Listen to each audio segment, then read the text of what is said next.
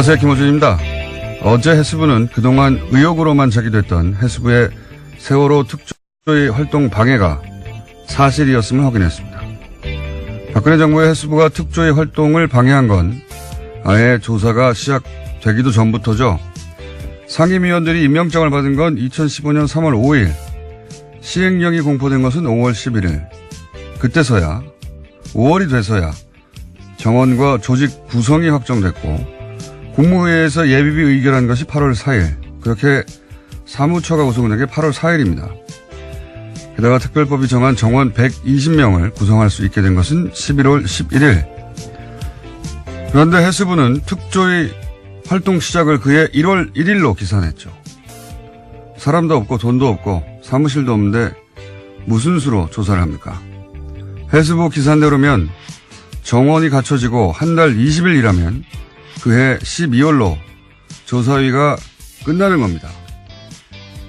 이건 해도 너무한 말도 안 되는 해수부의 억지인데 조선일보는 세월호 2주년 사슬로 세월호 특조위는 주목할 만한 조사 결과를 하나도 내놓지 못하고 비용만 썼고 광화문 유가족들은 천막에서 단식하고 고함만 외쳐댔기 때문에 세월호 문제가 해결이 안 된다면서 말도 안 되는 억지를 부린 정부가 아니라 유가족과 특조위를 질타하고 광화문 유가족 천막부터 걷어내라고 썼었죠. 조선일보가 보수 이념 지지하는 것은 불만이 없습니다. 하세요. 하는데 세월호 참사 해결을 위해 유가족과 특조위를 공격하는 게 이게 이념과 대체 무슨 상관인가요? 그냥 박근혜 정권 하수인 그거 한 거 아닙니까? 김어준 생각이었습니다.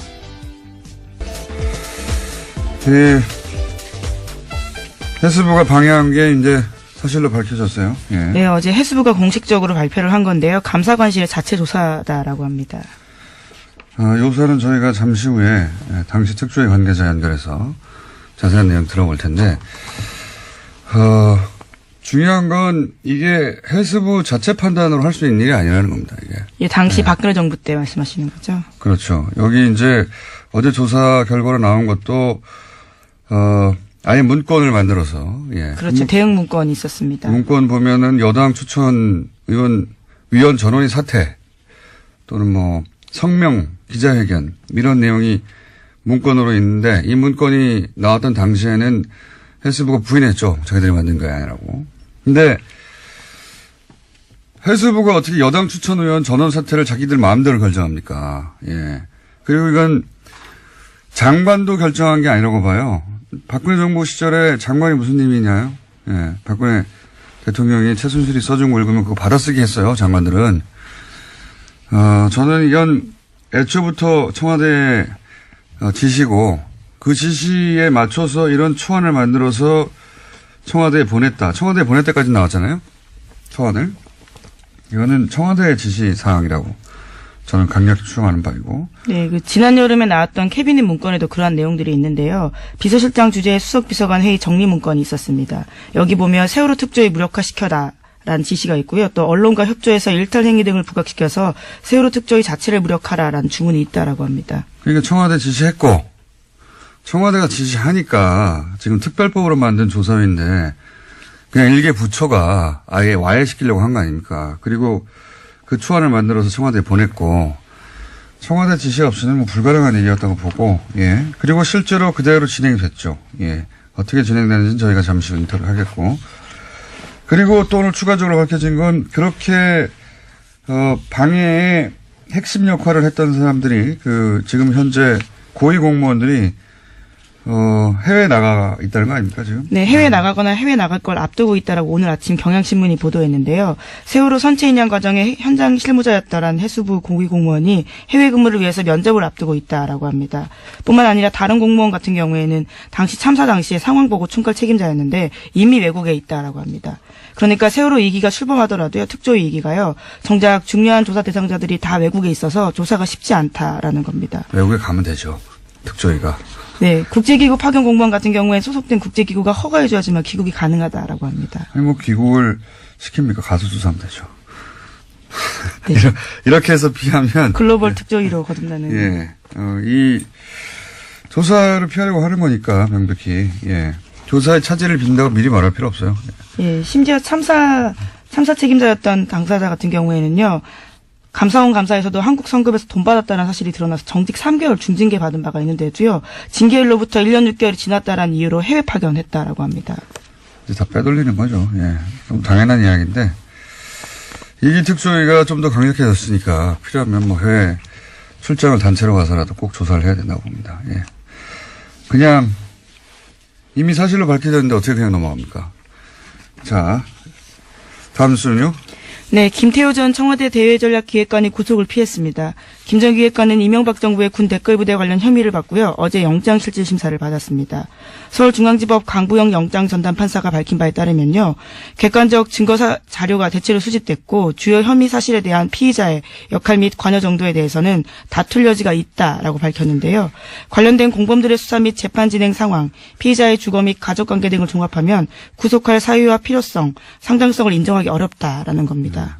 계속 보던 문구인데 구체적인 내용은 저희가 또 영장 해설 전담판사가 대기하고 있기 때문에 이게 뭐 그 김관진 석방 때부터 쭉 이어지는 흐름이죠. 이명박 전 대통령 관련해서 김관진, 임관빈, 그리고 김태호까지 사실은 한 단계만 넘어가면 이명박 전 대통령한테 네, 그렇죠. 건너가기 직전에 피의자들인데 이건 군이 대선에 개입한 사건이거든요. 네, 심지어 실무 책임자 같은 경우에 2심까지 징역형이 나왔습니다. 이태하 심리전단장이라고요. 실무 책임자들은 이미 범죄 사실이 인정됐는데 법원에서 그렇죠. 그 예. 지시한 사람들이 다 풀려나는 거예요. 그리고 이 김태호 전 기획관 같은 경우에는 소년 책사로 불렸거든요. 왜 소년 책사로 불렸냐면 2년이 오래됩니다. 서울시장 시절. 그 시절 굉장히 젊었을 때부터 최측근이었거든요. 그러니까 이 사이버 사령부가 대선에 개입한 사건 그 관련 회의의 주재자였어요. 네, 관련 문건도 나왔습니다. 네, 그 주제를 하고 바로 대통령한테 보고하는 사람이었는데 딱 여기서 끄는 거죠.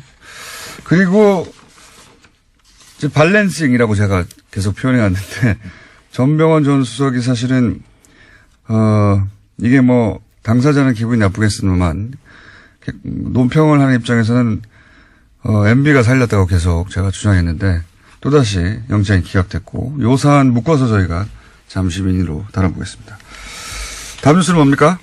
네, 관련해서 국정원 이야기들을 또 안 할 수가 없는데요. 2013년 국가정보원이 박근혜 전 대통령에게 최동욱 당시 검찰총장의 문제점을 지적했다라는 보도가 있습니다. 그러면서 보고서에 이런 내용이 쓰여 있는데요. 외부의 힘에 의한 특단의 조치가 필요하다라는 겁니다. 당시는 국정원이 댓글 사건으로 검찰의 수사를 받고 있었는데요. 이후에 최 전 총장은 혼외자 의혹이 불거지면서 불명예 사퇴했습니다. 이건 뭐 모두가 그렇게 생각하지만 물증을 잡지 못하는 최동욱 전 총장을 찍어낸 게 결국은 국정원 발 아닌가 생각이 왔는데 그 근거가 하나 나온 거죠. 그러니까 이게 국정원은 당시 이제 범죄 피의자였단 말이죠. 예. 네, 그렇죠. 수사를 받는 대상자였습니다. 강도가 수사관을 날린 거죠. 예. 나 저 사람한테 수사받기 싫어. 그랬더니 그 감독 기관인 청와대가 오케이 날려줄게 하고 날린 거죠, 이게. 예. 네, 외부의 힘에 의한 특단의 조치가 필요하다라는 문구가 특히 눈에 띄는데요. 당시 이후에는 최 전 총장이 언론 보도를 통해 가지고 굉장히 곤혹스러운 상황을 겪었거든요. 여기 이제 외부의 힘은 조선일보라고 바라볼 수도 있고, 예. 그리고 특단의 조치는 이 소위 혼외자 사건일 수도 있고, 여하간 이렇게 보고를 하고 강도가 수사관을 날려주세요 하니까 청와대가 오케이 하고 날려주는 이게 같이 범죄 집단이죠. 강도가 날려달라고 하니까 날려주는 게 조폭 집단이고. 네, 그래서 이와 같은 혐의들이 추가돼서 남재준 전 원장의 공소장에 쓰여 있다라고 합니다. 청와대가 범죄 집단이었던 거예요, 같이. 예. 자, 다음 뉴스는요. 네, 어제 최순실 씨의 해외재산 관리인으로 의심받는 데이비드 윤 관련된 소식 전해드렸었는데요. 데이비드 윤이 부동산 개발업자에게 청탁을 대가로 뒷돈을 받은 혐의로 인터폴에 적색 수배됐다라는 내용이었습니다. 관련해서 검찰이 주요 단서를 파악했다고 TV조선이 보도했는데요. 최순실 씨를 거쳐서 박근혜 전 대통령에게 청탁이 전달됐고 실제로 국토부에 지시사항이 내려갔다라는 겁니다. 특히 그 근거는 안종범 업무수첩인데요. 여기에 보면 담당 공무원들의 이름과 국토부 확인, 점검 같은 메모가 있고요. 또 지난해 7월에는 덮자라는 메모가 있다고 합니다. 어제는 데이비드 윤이 자체 로비를 한 것인가, 이름을 판 것인가 정도였는데, 이제 한번 더 들어가서 이게 실제로 국토부 지시가 이루어졌다고 하니까 우리가 익숙했던 그 패턴, 최순실이 얘기하고 최순실이 말하면 박근혜 대통령이 지시하고 그것이 안정범 수석에 의해서 실제 실행이 되고 수첩에 등장하고 정범실록에. 예, 그 패턴 그대로인데 완전히 새로운 내용이네 이거는. 근데 데이비드 윤이라는 인물, 최순실의 해외 도피재산 관리자가 아니냐 하는 의혹을 받던 이분이 실제로 국내에 들어와서도 기획부동산에 참여해서 이거 하고 나서 50억을 약속받았다는 거 아닙니까? 네, 성공보수로 50억 원 받기로 했다라는 건데요.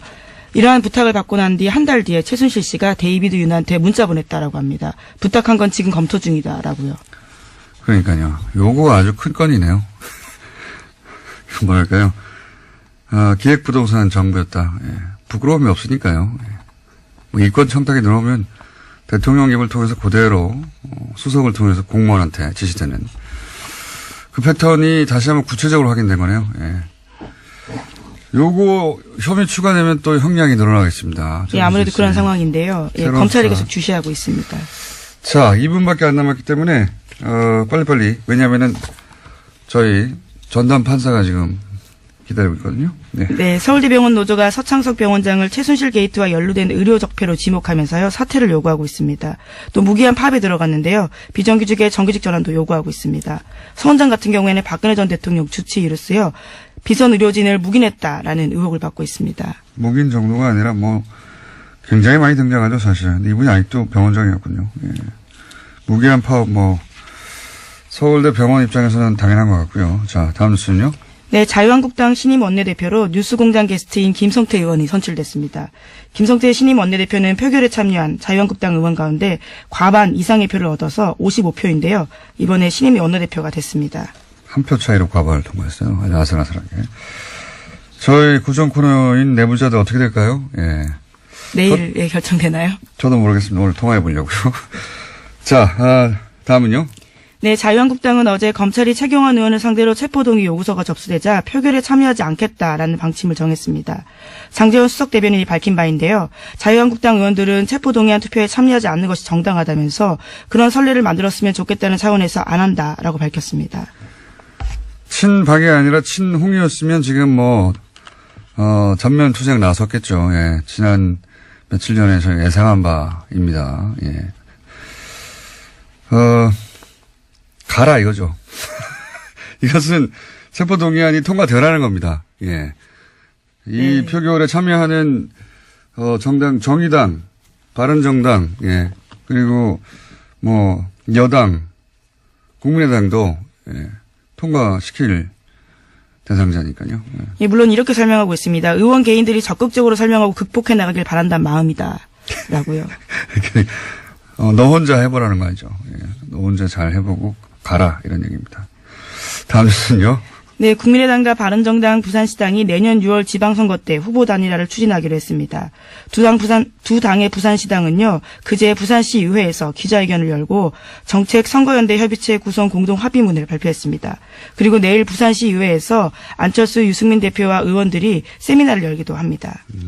첫 사례네요. 예, 선거연대 한다고 계속 얘기해왔는데, 근데 관련해서 리얼미터가 실시한 부산시장 적합도 여론조사 결과가 재밌습니다. 네. 1, 2, 3위는 이제 친여 성향의, 지금 현재 친여당 성향의 인물들이고, 쭉 보다 보니까 꼴찌에 국민의당 안철수 대표가 있어요. 이거 네, 하위권이라고 할 수 있는데요. 이게 꼴찌예요, 꼴찌. 생각해보면. 왜냐하면, 수치를 제가 말씀드릴 수는 없는데, 바른정당의 모 의원과, 예? 제가 자세한 수치를 말씀드릴 수 없어서 그냥 수치를 빼고 말씀드리면 0.1% 차이거든요, 지금. 부산 출신인데. 자, 어쨌든 처음으로 국민의당과 바른정당 후보 단일화 추진하기로 했다. 해서 관련 여론조사도 지금 언론에 등장하고 있다. 네. 오늘 여기까지 해야 될 것 같습니다. 시간이 부족하네요. 네, 그러시죠. 하나 더 있는데요. 정부의 강정마을 구상권 소송 철회가 있었다라는 소식 짧게 전해드리겠습니다. 보수 정당이 이제 전선을 형성하려고 할 뉴스겠네요. 네, 문재인 대통령 공약이기도 했습니다. 이게 당시에 주민들에게 아무런 동의도 받지 않고 추진했던 것이고 그래서 주민들이 나섰더니 전문 시위꾼들이 합류했다면서 네, 그런 식으로 보도했었죠. 주민들한테 동네 주민들은 34억 내놓으라는 거거든요. 이건 그냥 박근혜 정부 시절에 박근혜 정부가 하는 일에 시비 걸면은 끝장 본때를 보여주겠다. 패가 망신하게 만들겠다는 소송이었죠. 당연히 처리해야 되는 건데. 요걸 이제 그 전선으로 만들어 보려고 보수 매체는 나설 거라고 봅니다. 자, 여기까지 하겠습니다. 시사인의 김은지였습니다. 감사합니다. 바로 이어서군요. 예. 법무부인 동안의 사무장, 뉴스공장의 영장 전문 해설 전직 판사. 이정열 전 부산판사 연결됐습니다. 안녕하십니까? 네, 안녕하십니까? 네. 뭐 예상하셨겠지만, 네. 자, 그동안 동호 반복을 쭉 해왔기 때문에 흐름의 관점에서 한번 짚어주십시오. 예. 그러니까 뭐 흐름에서 공장장님 말씀하신 대로 충분히 예상이 됐었는데요. 네. 그 검찰이 보고 있는 그 구조가 영장 청구서들을 쭉 보면 그런 것 같더라고요. 지금 이제 이 군이 그 정치에 관여를 하는데 댓글을 통해서 지시한 총책임자는 이명박 전 대통령. 예. 그다음에 이제 군이 관여를 하니까 실행을 담당하는 쪽이 군인데 그 군 쪽에서 실행 부분의 총책임자는 김관진 전 국방장관. 네. 그런데 지금 이제 오늘 그 영장 청구 기각된 김태효 전 전략기획비서관은 이 청와대하고, 그러니까 이명박 전 대통령과 김관진 전 장관을 연결하는 꼴이죠. 그렇죠. 그런데 실행 총책임자가 지금 적부심에서 나왔어요. 예. 그러면 연결고리 정도밖에 안 되는 사람을 구속하는 건 형평이 안 맞잖아요. 예. 그러니까 그 김관진 전 장관이 석방될 때 이분도 뭐 당연히 안 들어가지 않겠느냐라는 그런 생각이 들었고, 그래서 이건 결국은 근원을 따져보면 김관진 전 장관 석방을 시켜놓은 그 무리수가 이게 유발하는 악영향이 아니냐. 네. 그렇게 저는 생각이 드네요. 저희가 보기엔 무리수고 거기서 보면 승부수였던 것 같아요. 예. 그렇죠. 예. 예, 이게 네. 이렇게 뭐 말들이 많고 논란이 있고 뭐 비난 여론이 있더라도 이렇게 한번 석방해 놓으면 나머지가 편하다. 쭉쭉쭉 그렇죠. 다 연결해서 기각해 버리면 되니까 그 관점에서 기각이 된 것으로 보이고요. 왜냐하면 지금까지 쭉 지적해 왔던 이렇게 기각한다는 게 말이 되느냐 하는 부분들이 다 들어가 있거든요. 그렇습니다. 뭐 친구가 다 모였다. 이거 말이 되냐 친구가 다 모였다고 푸는 게부터 시작해서 저희가 쭉 다뤄봤던 뭐 거주가 뭐 어쩌고 하는 것도 네네. 이재용 부회장은 뭐 거주가 없습니까? 하여튼 그런 사유들이 총 다 들어갔지만 전체 흐름에서 보자면 김관진 석방 이래로 예상되었던 그러면 그 전병헌 전 정무수석 같은 경우도 도장에 찍혔다가 화이트로 지운 흔적이 나올 만큼 애초에는 구속하려고 했던 것 같은데 이 김관진 석방 이후로 형평이 안 맞는 거 아니냐라는 이야기가 나오니까 밸런싱 차원에서 기각된 거 아니냐 이렇게 저희가 얘기해 왔는데 이번에도 같은 날 또 기각됐어요. 요거까지 묶어서 설명하면 어떻습니까? 화이트 부분은 사실 그거는 약간 좀 전 생각이 다른데 저도 영장 할 때 그런 일이 좀 있었거든요. 왕왕 있는 실수예요. 근데 저는 그 차원에서 볼 수도 있는데. 그건 너무 중요한 사람이었고 모두의 관심 대상이었기 때문에. 그분이 누군지 몰라서 실수했다는 건 좀 말이 안 된다고 보는데. 그러니까 사실 이게 우리 일반인들이 보기에는 그런 인사가 인물이고 중요 사건인 건 맞는데 판사 입장에서 보면은 모든 사건이 다 중요하거든요. 그러니까 그거는 뭐 사실 논점이 아니니까 거기서 나중에 뭐 기회 있으면 따로 말씀드리고 하고. 그건 뭐 그 판사 당사자밖에 모르겠죠, 진실은. 일단 전병헌 선수 같은 경우에 이분이 구속이 되는 게 맞냐 틀리냐는 저는 잘 모르겠어요. 이거 한번 잘 모르겠는데. 흐름의 관점에서. 영장 기각 사유가 되게 딱 보니까 이게 지금 김관진 전 장관 석방 때문에 문제가 생겼구나 싶은 게 기각 사유를 보면은 아까 공장장님 말씀하신 대로 모든 사유가 총 집대성되어 있습니다. 여기에 보면. 여기도 마찬가지군요. 그러니까 오히려 김태효 전 비서관보다 더 자세해요. 더 자세한데 그러다 보니까 앞뒤가 안 맞는 부분들이 생겨버렸어요. 한두 가지만 짚어주십시오. 예, 무슨 말씀이냐면은 여기 지금 전병헌 전 수석 기각사유에 보면은 가장 중요하게 얘기하고 있는 게 이제 뇌물 부분이 범행이 의심이 되는데 이제 이미 드러난 보좌관 행위에 대한 피의자의 인식 정도나 범행 관여 등 뭐 이렇게 죄책에 대해서 다툴 여지가 있어 보인다. 이게 가장 큰 부분이거든요. 근데 범행이 의심된다 하면은 이게 영장 발부 사유에서 범죄 사실이 그럼 소명이 됐느냐 안 됐느냐 이런 게 가장 큰 부분인데 의심이 되면 이건 소명이 됐다는 얘기거든요. 예, 그 형사소법 조문에도 그렇게 나와 있어요. 증명까지는 필요 없고 그냥 상당한 의심이 들면 된다라는 정도를 요구하고 있거든요. 법에서. 그러니까 이거는 됐다는 거죠, 이 부분은. 근데 뒤에 보면 다툴 여지가 있다 이렇게 돼 있는데 그 다툴 여지가 어느 부분이냐. 이게 뭐 알리바이 같은 그 피의자 쪽에서 증명해야 되는 부분이 아니라 인식 정도 이렇게 나와 있는데 인식 정도 이거는 고의에 관한 문제라 범죄가 성립되냐 안 되냐의 문제거든요. 그러니까 범죄 성립 부분에서 다툴 여지가 있다 이렇게 돼버리는 거하고 앞에 그 뇌물 부분이 뭐 의심이 된다 이건 앞뒤가 안 맞는 얘기인 거예요. 이것도 역시 김관진 석방으로부터 비롯된 그 기준들이 마구 흔들리면서 엉망진창이 돼서 그래서 그걸 끌어다 쓰려다 보니까 김관진 전 장관 석방 때 보면은 그 사유가 또 그때는 그렇게 돼 있었습니다. 뭐 위법한 지시라든가 이런 그 공모 여부에 대한 관여 정도 뭐 어쩌 이런 식으로 돼 있어가지고 그 부분을 옮겨다 쓰다 보니 이게 지금 같이 가려고 하다가 앞뒤가 안 맞게 꼬여버린 그런 게 여실히 드러나 버렸어요. 그렇군요. 예. 자, 저희가 거의 비슷한 얘기를 몇 달째 하고 있습니다. 몇 달째 하고 있는데. 자꾸 나오는 거 안 좋은 거 아닙니까? 저 청취자님도 뵈서 좋긴 한데. 이게 그러니까 이제 그 이전에는 그 우병우 관련해서 기각들이 많았고, 그렇죠? 네. 예. 이번에는 이제 김관진 전 국방장관을 무리하게 석방시키면서 그 꼬여버린 어떤 영장 발부의 기준들 때문에, 예. 네. 영장 발부나 기각 사유를 쓸 때마다 특히 이 관련자들은, 네. 이렇게, 우리 해설 판사님의 눈에 띄어서, 예. 매번 깨지고 있습니다. 예, 김관진 전 장관 그 석방 결정이 지금 상황에서는 거의 바이블이 돼 있는 거 아닌가 싶어요. 알겠습니다. 오늘 여기까지 하겠습니다. 네, 고맙습니다. 네, 지금까지 법무부인 동안의 사무장 이정렬 전 부장판사였습니다.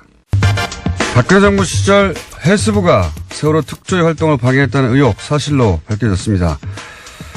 세월호 특조위 박종훈 전 상임위원 전화로 연결해 보겠습니다. 안녕하세요. 예, 안녕하세요. 박종훈 변호사입니다. 네, 변호사님 이제 이게 굉장히 여러 차례 제기했던 의혹들이 이제 사실로 밝혀졌는데요. 네네. 근데 문건 얘기를 좀 해보자면, 네. 그 박근혜, 소위 7시간 조사를 막으려고 당시 문건을 보면 여당 추천 전원 사퇴, 성명 발표 특조위 비판하는 또는 네네. 이런 문건의 내용들이 있습니다. 이게 실제 현장에서, 실행이 됐습니까? 네, 맞습니다.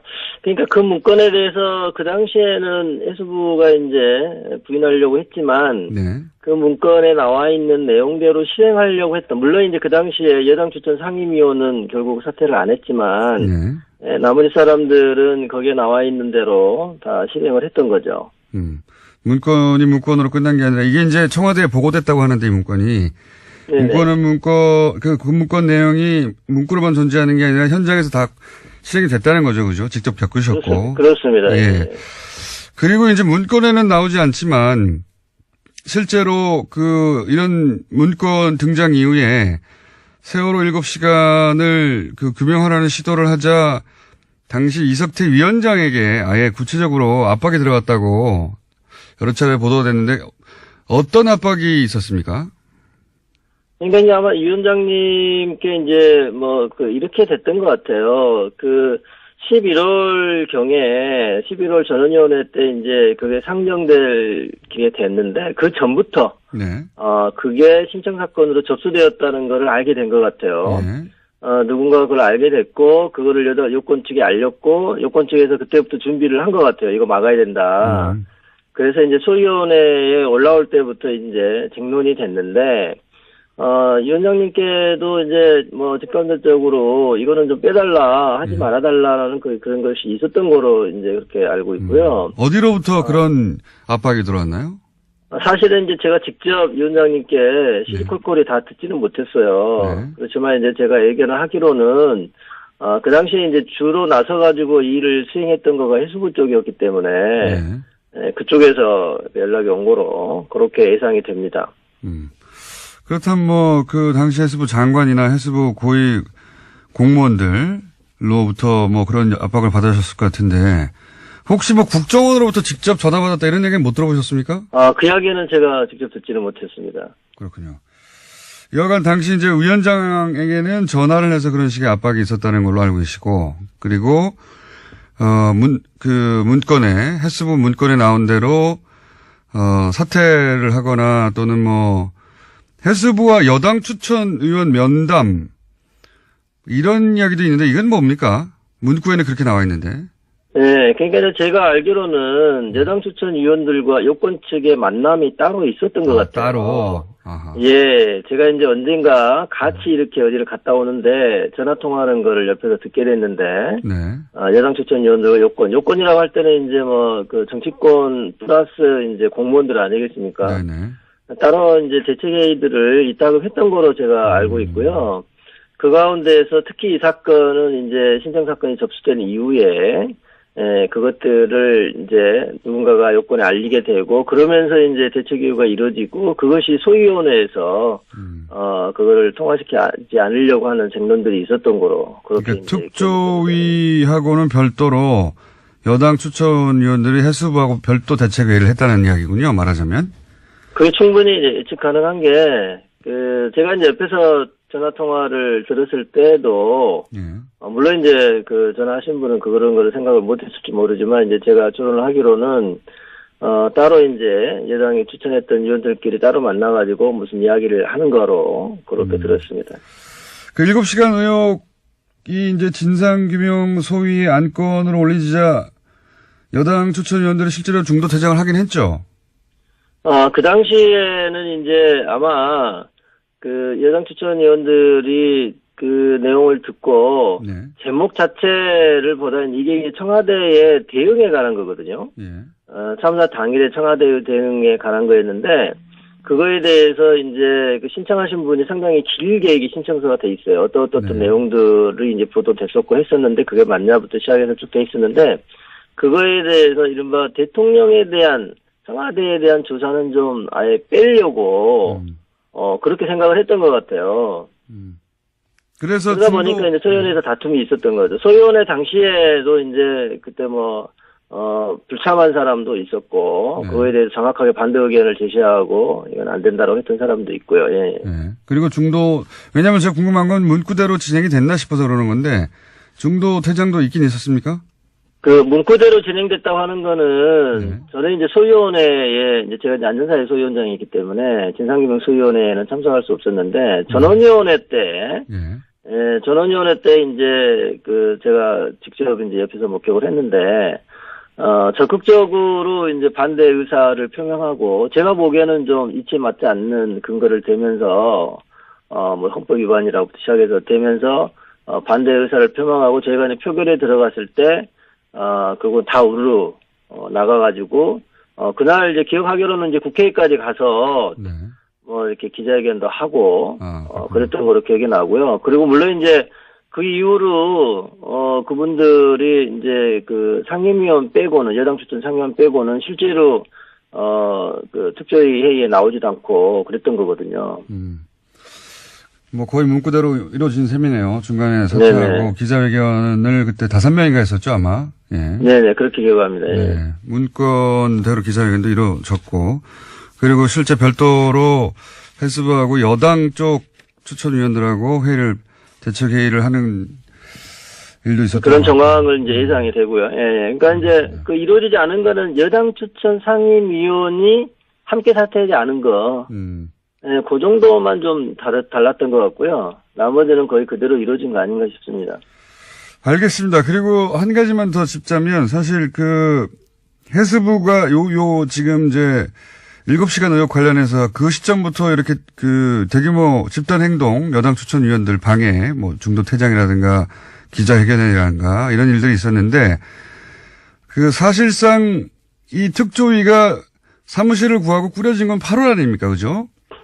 예, 8월 달이 이제 중요한 이유가 그 전에는 그 공식적으로는 상임위원들밖에 없었다는 거거든요. 그러니까요. 그래서 나머지 뭐 이제 민간의 전문위원 몇 사람들이 이제 좀 도와주고 있었던 건데 이른바 이제 하부 조직이 없었던 상황이었어요. 그러다가 8월 4일 날이 중요한 거가 이제 계속적으로 뭐 예산도 깡통도 없었던 상황이었는데 그때 그 전에 직전에 저희가 이제 공무원을 채용을 했거든요. 결정직 공무원을.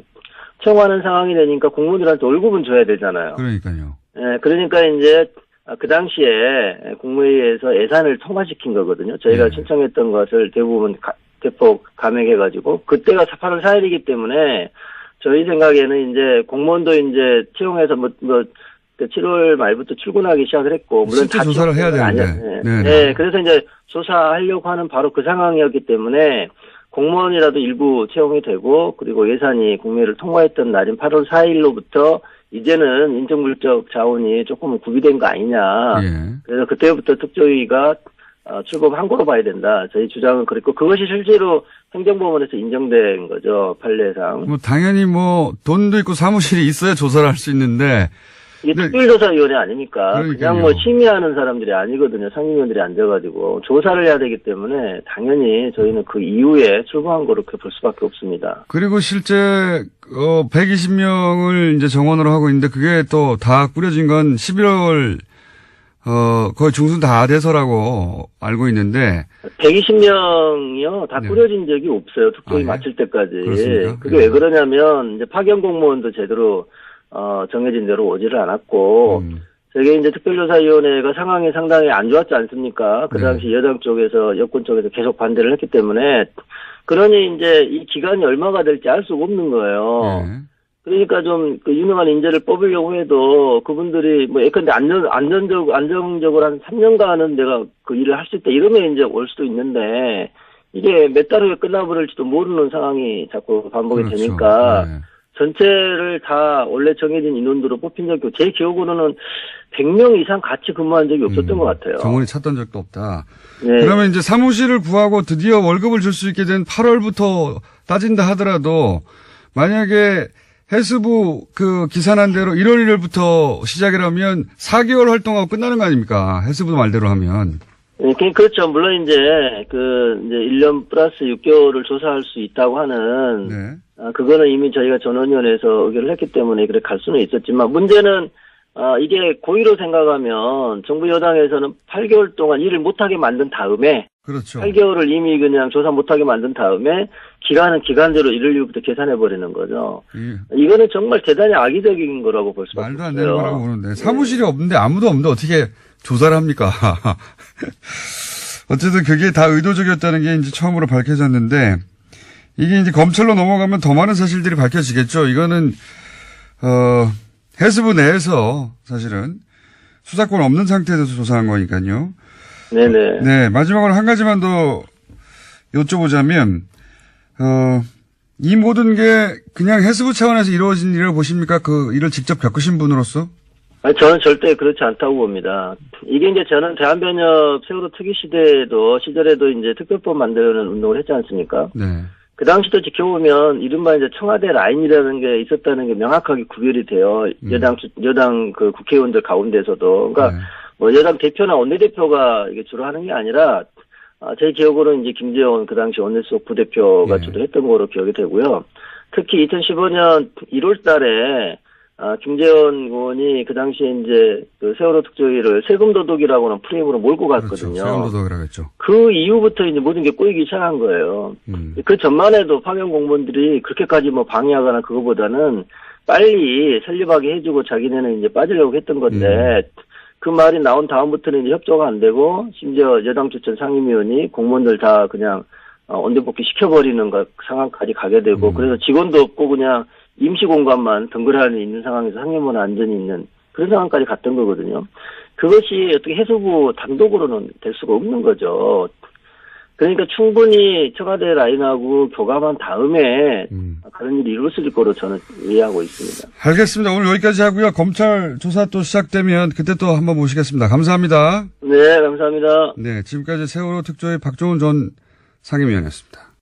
최근 들어서 최장 시간을 확보한 양지열 변호사. 보통 두 자릿수가 안 나오는데 오늘 10분 가까이 나옵니다. 네, 법대로 합시다. 큰일 났네. 법대로 합시다를 맡고 있는 양지열 변호사입니다. 네, 3분 이내로 네, 끝내야 되는데. 그러게 말입니다. 2개 정도 해야 되겠네요. 이렇게 되면. 주제 2개 들고 왔어요, 그래서. 할 말씀 없으실까봐. 자, 예. 우선 장시호 씨. 네. 예.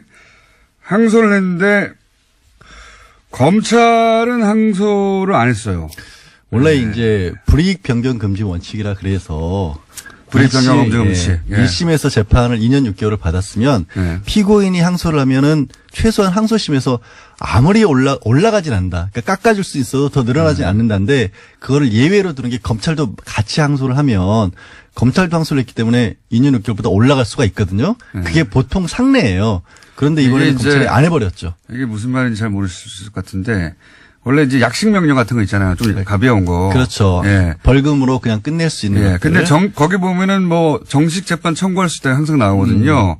근데 정식 재판을 청구해서 이제 피의자 권리를 보호받고 싶어도 혹시 이거 벌금 20만 원이었는데 정식 재판하면 50만 원 되는 거 아니야? 이런 두려움 때문에 정식 재판을 청구를 포기할까 봐 그 피의자 권리 보호 차원에서 재판을 해도 더 올라가진 않는다. 더 올라가지 않는다. 네. 더 올려치지는 않는다. 이게 불이익 변경 금지라고 하는. 그래서 저는 이제 약식명도 받아보셨나 봐요. 준 법조인 생활을 한 10년 가까이 하다 보니까 웬만한 잡지식은 다 갖고 있습니다. 근데 그래서 1심보다 조건이 근데 검찰이 항소를 포기. 그렇죠. 예. 해야 되거든요. 보통은 잘 안 하죠, 그렇게. 포기 안 하죠. 검찰도 기본 자존심이 있는데. 근데 아마 검찰에서는 최소한 1년 6개월 했다가 2년 6개월 나왔고 검찰로서 장시호 씨에게 해줄 수 있는 최대한의 배려인 거죠, 법적으로 가능한. 그러니까 검찰은 항소를 포기했고 그러니까 검찰 요 1심보다는 더 높은 형량은 나올 수가 없죠. 나올 수 없게 만들어준 배려예요, 기본적으로. 그리고 아마도 이제 조심스럽긴 하지만 항소심 같은 경우에 좀 잘 더 뭐 법정에서 다투기도 하고 항소심 법원이 조금 더 봐주면 한 6개월 정도 빠질 수가 있거든요. 그러면 2년이 되고 그러면 지금 법정 구속이 됐기 때문에 예. 이미 6개월 구속에 법정 구속 한 2, 3개월 더하면 1년 가까이 되니까. 1년 가까이 되고 2년에 한 3분의 1 이상을 채우거든요. 그러면 이제 집행유예로 풀어줄 가능성이 조금 더 높아졌더라고 볼 수 있는 그 가능성을 검찰에 열어준 거예요. 그렇죠. 검찰 입장에서는 뭐가 어떻게 됐든 미안하단 말이에요. 예, 검찰 입장에서는. 그러니까 법원에 대해서도 좀 얘기를 한 거죠. 우리도 이렇게까지 네. 하는데 좀 봐주십시오라는 얘기를 조심스럽게 했다라고 봐요. 검찰이 취했죠. 이런 사건에 항소를 포기하는 건 굉장히 이례적인데. 그렇죠. 뜻을 표현한 겁니다. 이거 너무한 거 아니에요? 그래서인지 장시호 씨도 처음 하는 얘기도 법정에서 또 했어요. 맞습니다. 깜짝 놀랐어요. 최순실이 지난해 10월에 독일에 간 이후에도 영재센터에 돈을 받아내려고 했었다. 세 번째 돈도 달라고. 이미 얘기가 다 돼 있었다. 근데 최순실 관련해서는 그렇게 새로운 사실을 내놓는데 EBS라든가. EBS 사장 인선도 있었다. 네. EBS 이제 돈도 없는 것인데 거기서 후원을 뭐 이틀 만에 따냈다든가 이런 거 말도 안 되죠. 국가 지원이 들어가는데 왜 돈이 없어요? 아니 제 말은 이런 후원을 EBS가 단독으로 한다든가 그런 사례를 찾아보시면 거의 없어요. 보통 1년 전에 결정이 되죠. 예산 결정은. 그러니까요. 그 전해 공조직은 전에 예산이 확정되고 나면 빼도 박도 못하는 경우가 많은데 EBS가 이렇게 단독으로 결정한다는 게 후원을 어린이 돕기 위해서 했답니다. 이틀 만에. 이틀 만에. 해보세요 한번. 급한 일이잖아요. 2년 전에 해도 안 돼요. 이틀 전에 했는데 바로 됐다는 거 아닙니까? 당일날인가 이틀 전인가? 이틀 전에. 근데 이제 그런 의혹은 있었는데 이제 구체적으로 증언을 했습니다. 네. 예. 근데 삼성 관련해서 삼성에 불리한 증언은 사실 번복도 했어요. 예상치 못하게. 그거를 완전히 번복됐다고 해야 될지. 약해졌어요. 좀 약해지긴 했어요. 그 이유는 저도 좀 약간 의심스럽고. 저는 정유라 씨 강도 사건이 심리적 영향을 미쳤다고 봅니다. 원래 이제 정유라 씨 강도 사건 때문에 혹은 자신의 재판이 끝난 다음에 미뤄서 이제 증인 출석을 한 번 더 미뤘다가 나온 거 아니에요? 네. 뭐 그런 무섭죠? 어떤 영향도 있었을 수도 있겠죠. 같은 사건이 연루됐는데 집에 들어와가지고 칼로 찔렀어요. 그것이 누군가 사주했든 아니든 간에 무섭죠. 근데 이제 법정 구속돼 있으니까 좀 덜 무섭지 않았을 거예요. 근데 아니, 왜 줄였는지는 모르겠는데 또 더 신기한 거는 사실 내용이 크게 바뀌지 않았어요. 약간 발을 뺐고 자세한 내막은 잘 모르겠다는 정도였는데 상당히 많은 언론에서 그거를 주로 이제 큰 타이틀로 뽑더라고요. 삼성에 대해서는 말을 번복했다. 모른다. 모호해 증언 사실입니다. 근데 장시호 씨의 증언 내용보다는 언론이 그걸 더 크게 다루는 것 같아서 그게 조금 저는 이상하긴 뭐 그렇게 보여지도록 원할 수도 있어요. 뭐 삼성이 좋잖아요, 그러면. 아, 그런가요? 예. 네, 자, 그럼 제가 한 얘기는 아닙니다. 장시호 씨 같은 경우에 항소를 포기했다는 게 특이한 포인트이기 때문에 한번 짚어봤고요. 네. 검찰이 포기했다는 거. 근데 그게 이제 그 효과는 이렇게 되면 집행유예로 나올 가능성이 보장되는 건 아니면 높아진다. 조금 더 높아졌고 새로운 증언도 했으니까. 검찰이 미안했다. 예. 예. 그리고 법원에 항의하는 것과 마찬가지다. 그런 의미도 좀 있고요. 그걸 예리하게 짚어줘야 되는데 짚어주지 않기 때문에 저희가 또 짚어줬고요. 짚어드렸잖아요, 여태까지. 전 뭐한 겁니까, 여태까지. 오늘 그러면. 비트코인 하나 하기로 내가 시간 3분밖에 안 남았네. 벌써 3분이면 우리 충분하잖아요, 원래. 네. 그렇죠. 두 개 더 할 수 있어요. 비트코인이 법적인 관점에서. 법적인 관점에서 이게 문제가 비트코인이라고 하는 게 원래 이제 실물의 화폐를 대체하는 거니까 네. 사실은 화폐나 금이 아닌 거잖아요. 네. 그러니까 정보만 가지고 사람들이 경제활동을 할 수 있게끔 도와주는 대체제인데 네. 그러다 보니까 이상하게 우리나라에서 너무 많이 몰린 거예요. 이게 전 세계에서 거의 비트코인 20% 가까이 된다고 하는데 그러니까 GDP는 1.9%거든요. 그러니까 GDP 대비 혹은 뭐 경제 수준 대비 전 세계에서 가장 1위예요, 1위. 예, 가장 그 거래량이 많고 그만큼 투기가 됐다는 얘기죠. 그래서 뭐 그라운드 제로보다 정말 네. 만약에 핵폭발이 일어난다면 한국에서 일어날 수밖에 없다라는 분석까지 나오고 있는 비트코인 상황인데 관련해서. 문제는 정부가 지금 이게 그래서 규제를 강력하게 하겠다는 거 처음에는 아닙니까? 금융위원회에서 했었어요. 예. 이걸. 그래서 금융위에서 한다는 얘기는 뭐냐면 어쨌든 새로운 금융상품 내지는 네. 경제와 관련된 활동을 핀테크라고 하죠. 봐서 핀테크. 이거를 지원하는 거 모르는 용어나 답을 안 하는 거니까 핀테크. 파이낸스와 테크놀로지, 금융과 기술이 합쳐진 거죠. 새로운 거. 저기 IT는 제가 일을 했었던 사람입니다. 휴대폰 결제 뭐 테헤란로에서 제가 신용카드에 벤처 창업하려고 했던 사람이에요. 핀테크 못했잖아요. 핀테크. 그러니까 아니, 금융의 관점에서 접근하다가 접근을 하다가 예. 이게 투기가 너무 많이 일어나고 실제로 1,000억 원대 이미 다단계 사기까지도 적발이 됐거든요. 예. 그래서 이거를 주로 법무부 이관상으로 옮겨버렸어요. 그 법무부에서는 아무래도 이런 부분을 규제의 일변도로 갈 가능성이 높거든요. 그래서 이거를 걱정하는 분들이 많은 게 사실은 저도 얘기를 하고 뭐 비트코인이 뭔지 대략적으로는 알지만 그런 세대가 아니잖아요. 네. 이제 이런 세상이 완전히 바뀌는 세상에 대비한 어떤 경제 그 하나의 흐름인데 이거를 과거의 기존의 틀에서 뭐 제어하는 것이 맞느냐라는 반론들이 굉장히 거세게 있고 저는 지금은 규제가 맞다고 보고요. 근데 어쩔 수 없는 것 같아요. 지금 왜냐하면 투자자에 대한 보호 장치가 없어요. 지금. 이게 투자가 아니니까 지금 예. 유사수신업으로만 겨우 투기니까. 50만 원이가 내고 나면 아무나 거래소를 열 수가 있는 상황이기 때문에 초등학생들도 이게 편의점 가는 돈으로 한다고 하거든요. 투자를. 근데 이제 이거를 이제 비트코인이 뭔지 머리 잘 안 들어오실 것 같은데 이거는 일종의 플랫폼입니다. 이렇게 말하면은 이해할 수 좀 더 쉽게 설명하면 그러니까 정보예요. 금 같은 게 없고 예를 들어서 김어준 공장장이 50개가 있다라면 정보만 있는 거지 실제 뭐가 현물이 오가는 게 아니거든요. 그 신문에 다 나온 얘기고요. 이거 아, 똑같은 얘기하고 있잖아요. 개념을 잡으려면 뭐냐면 그 은행을 끼고 우리가 거래를 하잖아요. 그렇죠. 예. 플랫폼이라는 얘기는 은행을 끼지 않고 P2P라는 건 사람과 사람끼리 옛날에 바로 파일 다운받듯이. 요거 생각하시면 우버 있잖아요. 우버는 조금 더 익숙하니까. 우버가 택시 회사가 없는데 가운데 플랫폼이 하나 껴가지고 중개만 해주는 그렇죠. 거죠. 차가 남는 사람과 차를 필요한 사람 연결해 주는 거거든요. 그러니까 해외 어느 곳에 송금을 하더라도 수신료 같은 게 전혀 필요 없다라는 게 기본적인 접근 방법이 왜 어차피 정보만 왔다 갔다 하면 되니까. 그러니까 이런 게 나타났어요. 미국의 랜딩 클럽 같은 사례는 뭐냐면 돈이 필요한 사람이 있고 돈을 빌리라는 사람이 있습니다. 근데 이걸 중개만 해주는 거예요. 플랫폼, 은행이 아니라 플랫폼이에요, 이게 하나의. 그렇죠. 이걸 자세히 설명하려면 지금부터 한 30분 정도가 있어도 부족한 상황인데. 정의당 노회찬 원내대표 나오셨습니다. 안녕하십니까? 네, 안녕하십니까? 자, 자유한국당 이제 원내대표시니까 자유한국당 김성태 3선인데 원내대표가 당선됐습니다. 네. 논평 한마디 해주셔야죠. 같은 원내대표로서. 네. 제가 김성태 의원한테 당선되기 전에 예. 제가 표는 없지만 마음으로 한 표 드리겠다고 이렇게 얘기를 했습니다. 네, 속이 없는 말을 하셨고요. 예. 예, 원래 이제 김성태 원내대표는 한국노총 출신이에요. 네, 그래서 오랫동안 있었죠. 이제 노동자를 대변해온 역할을 해왔는데 초심으로 돌아가기를 간절히 바라고요. 초심으로 돌아가기를. 그리고 또 원래 좀 정의파예요. 예. 정의파인데 물론 이제 정의를 찾기 힘든 당이긴 하지만은 좀 이 정의의 편에 서서 문제를 풀도록 예. 기원합니다. 자, 일단 축하 말씀 해주셨고, 실제로는 막 싸우겠죠. 예. 어느 것 하나, 뭐랄까, 같은 편에 설, 일이 없을 것 같은 어떤 두 정당의 원내대표. 근데 이제, 노동운동을 하셨기 때문에, 네. 예. 그때도 좀 아셨습니까? 저는 굉장히 오래전부터 알았어요. 20년 전부터 알았어요. 그렇군요. 예. 그래서 막말하기 힘드시겠군요.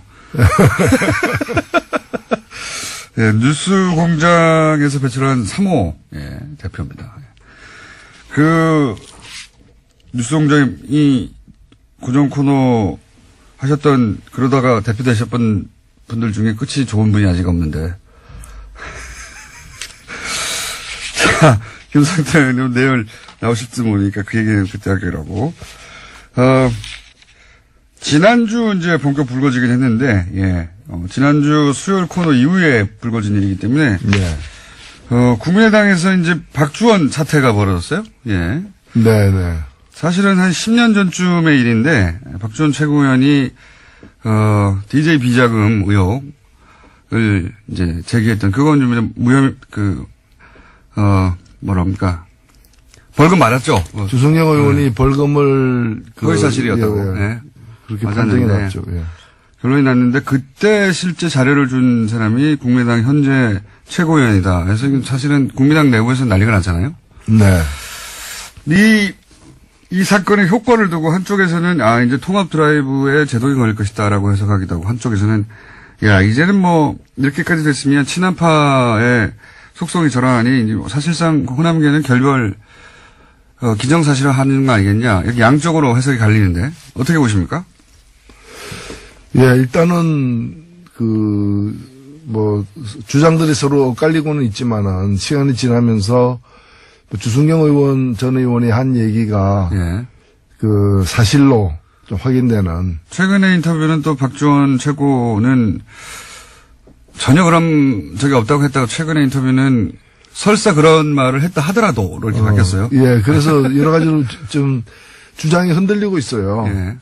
사실관계가 흔들리고 있기 때문에 어느 게 사실인지는 거의 이제 짐작이 되고 있는 상황이라고 보여지고 그럼 그런 사람이 어떻게 최고위원을 애초에 어떻게 거기 들어갔는지부터. 했는가. 예. 이제 그런 게 이제 문제가 사실 제기되는 거고 좀 친한 진영의 어떤 신뢰성이라거나 이런 것들이 좀 흠집이 간 건 사실이죠. 인적 구성도 이거 치는 게 아니냐 뭐 이런 비판도 있고요. 예. 네. 그래서 바른정당하고 합치려고 하는 거 아니냐 뭐 이런 얘기도 있긴 합니다만 어떻게 전망하십니까? 그래서 결국은 통합하겠다고 계속 갈 거다. 이 사태가 통합이든 또 그 반대든 결정적인 영향을 주지는 않을 것이고요. 흠집 내기 정도는로 끝날 거는 같은데 제가 볼 때는 통합 드라이브는 계속 걸 것 같고요. 예. 결국에 사실 이번에 대표가 되면 지지율이 오를 거라고 얘기했지만 지지율이 전혀 오르지 않고 떨어졌죠 오히려. 예, 광주 같은 데서도 오히려 정의당보다도 더 예. 이렇게 뒤로 빠지는 자유한국당보다 더 떨어진 경우도 있습니다. 상황이죠. 예.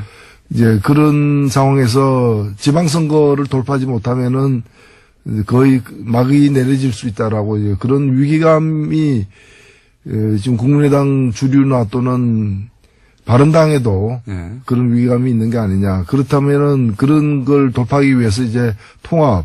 근데 통합이 여러 가지로 이제 통합을 하기 위해서 이뤄야 될 것들이 이제 많기 때문에 선거연대 정도까지는 갈 수 있지 않겠는가. 그리고 선거연대를 가게 되면은 서울이나 경기 또는 몇 개 지역에서 나름대로 이렇게 호각세를 갖다가 만들어낼 수도 있다고 보입니다. 통합까지는 안 갈 거라고 보십니까? 그냥 지방선거 전에?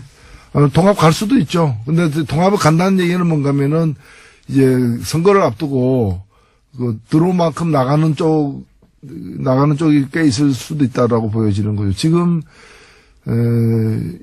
39석인데 예.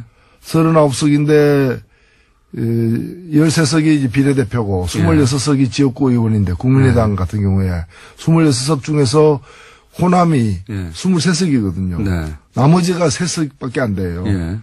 서울, 경기 이렇게 해가지고 3석밖에 안 되기 때문에 그러면 이 23석의 다는 아니겠지만 상당 부분이 나갈 수 있죠. 네. 나갈 수 있는데 그렇게 되면 굉장히 얻는 것이 더 클지 잃는 것이 더 클지가 좀 애매한 상황이 되기 때문에. 근데 오히려 그렇게 이렇게 떨어져 나가도 상관없다고 하는 쪽인 것 같아요. 이제 통합 드라이브 쪽은. 네, 통합하면 호남에서도 지지율이 오른다라고 주장하는데 그거는 온전한 통합일 경우에 그런 것이고 그렇게 나뉘어지게 되면 얘기가 좀 달라지는 것이죠. 그런데 이제 중장기적으로 볼 때는 그게 낫다고 판단한 것 같습니다. 통합을 주장하는 지금 그걸 포기하더라도 네. 통합에서 가는 방향 그게 이제 중도 보수 진영에서 전체 범보수를 갖다 아우르겠다라는 이제 그런 장기적 구상이 있는 것 같아요. 보수의 적자, 새로운 보수의 적자가 나타났다. 이 프레임으로 안철수 대표가 그 자리를 쓸 수 있겠다고 생각한 것 같습니다. 그래서 자유한국당에서도 떨어져 나오고 해가지고. 그런 구상이 없다면 그냥 단순히 지방선거만을 위해서 이렇게 하는 건 말이 안 되니까요. 그렇죠. 지방선거는 그 시작일 따르는 거죠. 그래서 통합 드라이브는 계속 갈 것 같고, 과연 합의 이혼을 하느냐 안 하느냐, 예. 그건 저희가 박지원 가장 속사정을 박지원 대표에게 묻기로 하고요. 문재인 케어에 대해서 또 대한의사협회에서 집회를 가졌습니다. 이건 정의당 입장은 또 정반대죠. 예. 예, 일단 문재인 케어의 핵심은 뭔가면은 이제 보장성을 갖다가 더 높이겠다는 겁니다. 그러니까 건강보험제도는 우리나라에서 실시되고 있는 이 복지제도 중에서 가장 효과가 있는, 이 재분배 기능이 가장 이렇게 실현되고 있는 것으로 다들 인정하고 있는 제도입니다. 제도인데. 비교적 잘 되고 있다, 전 세계적으로. 그렇죠. 잘 되고. 미국보다도 훨씬 나은 제도고요. 예. 미국의 그 오바마 케어라고 있지 않습니까? 예. 그걸 성사시키고 난 다음에 미셸 오바마 부인이 그 방송에 나와가지고 자기 남편 자랑을 한창 하다가 그래도 우리는 한국한테 멀었다 하면서 한국 제도에서 판타스틱 환상적이다 이렇게까지 얘기했던 부분인데 그러나 보장성이 한 63% 정도밖에 안 돼요. 이것도 유럽에 비하면 또 한참 처집니다. 그렇죠. 그래서 이걸 갖다가 장기적으로 한 80% 이번에 한 70%까지는 올리겠다라는 게 문재인 케어의 핵심인데 이것은 사실 의사들도 반대할 일은 아니에요. 다만 지금 의사들 입장에서는 뭔가면은 이 보장이 되고 있는 그 의료 수가가 자기들이 이제 너무 낮게 매겨져 있다는 불만이 있기 때문에 수입이 준다는 거죠 한마디로. 그래서 수입을 갖다가 비급여 의료보험이 적용되지 않는 종목에서 수입을 많이 올렸어요. 근데 이거는 굉장히 부당한 거예요. 올리면서 이게 또 보면은 수가가 비급여 수가가 또 다 달라요. 그리고 이걸 공개를 안 하고 있어요. 맞습니다. 이거 공개 안 하는 바람에 실손보험료를 갖다 또 많은 분들이 많이 내고 있는 거거든요. 그래서 여러 가지 문제가 많기 때문에 비급여가 줄어드는 것은 정당한 일이에요.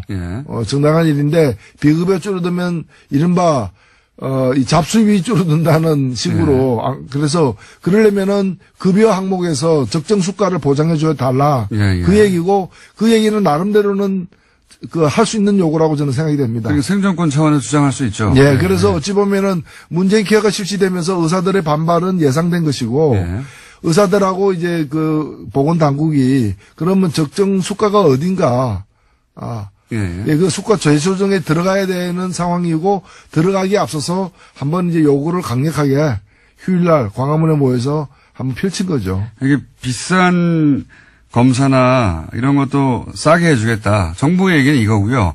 그러다 보면 의사들은 우리 수입이 줄어든다 이거예요. 복잡할 게 없습니다 사실은. 굉장히 어려운 용어들이 등장하지만 수입이 준다. 그렇게 하면 의사들은 그렇게 주장하고 있고 정부는 그 수입은 우리가 어떻게 보장할 수 있는지 연구를 해볼 텐데 어쨌든 방향은 지금 비싼 검사나 비싼 약 때문에 아주 중증 같은 경우에는 시민들이 어렵다. 그 보장을 더 많이 해주겠다 보고. 그렇죠. 이겁니다. 그리고 아주 장기적으로는 그 보험료도 조금 더 올려야 돼요. 올리면서. 그렇죠. 우리 보장성 한 80%까지 가려면은 보험료 인상도 불가피하다고 봅니다. 이걸 어려운 용어를 통해서 하는데 결국 그겁니다. 일반 시민들 입장에서는 당연히 정부가 보장성 강화하는 게 좋고요. 의사들은 그렇게 해서 수입이 좀 줄면 이거 어떻게 보존할 거야? 이걸 정부에 묻고 있는 거예요.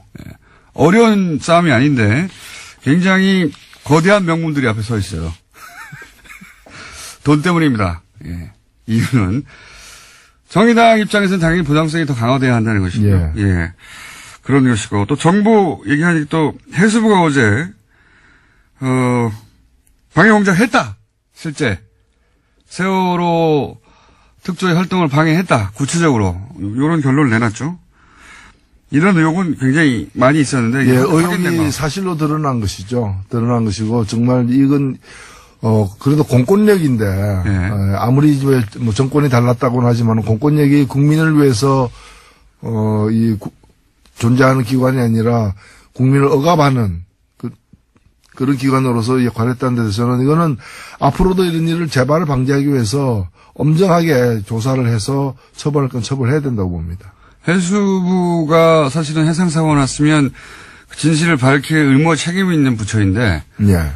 그걸 방해한 거죠. 당시 박근혜 대통령에게 피해가 갈까 봐.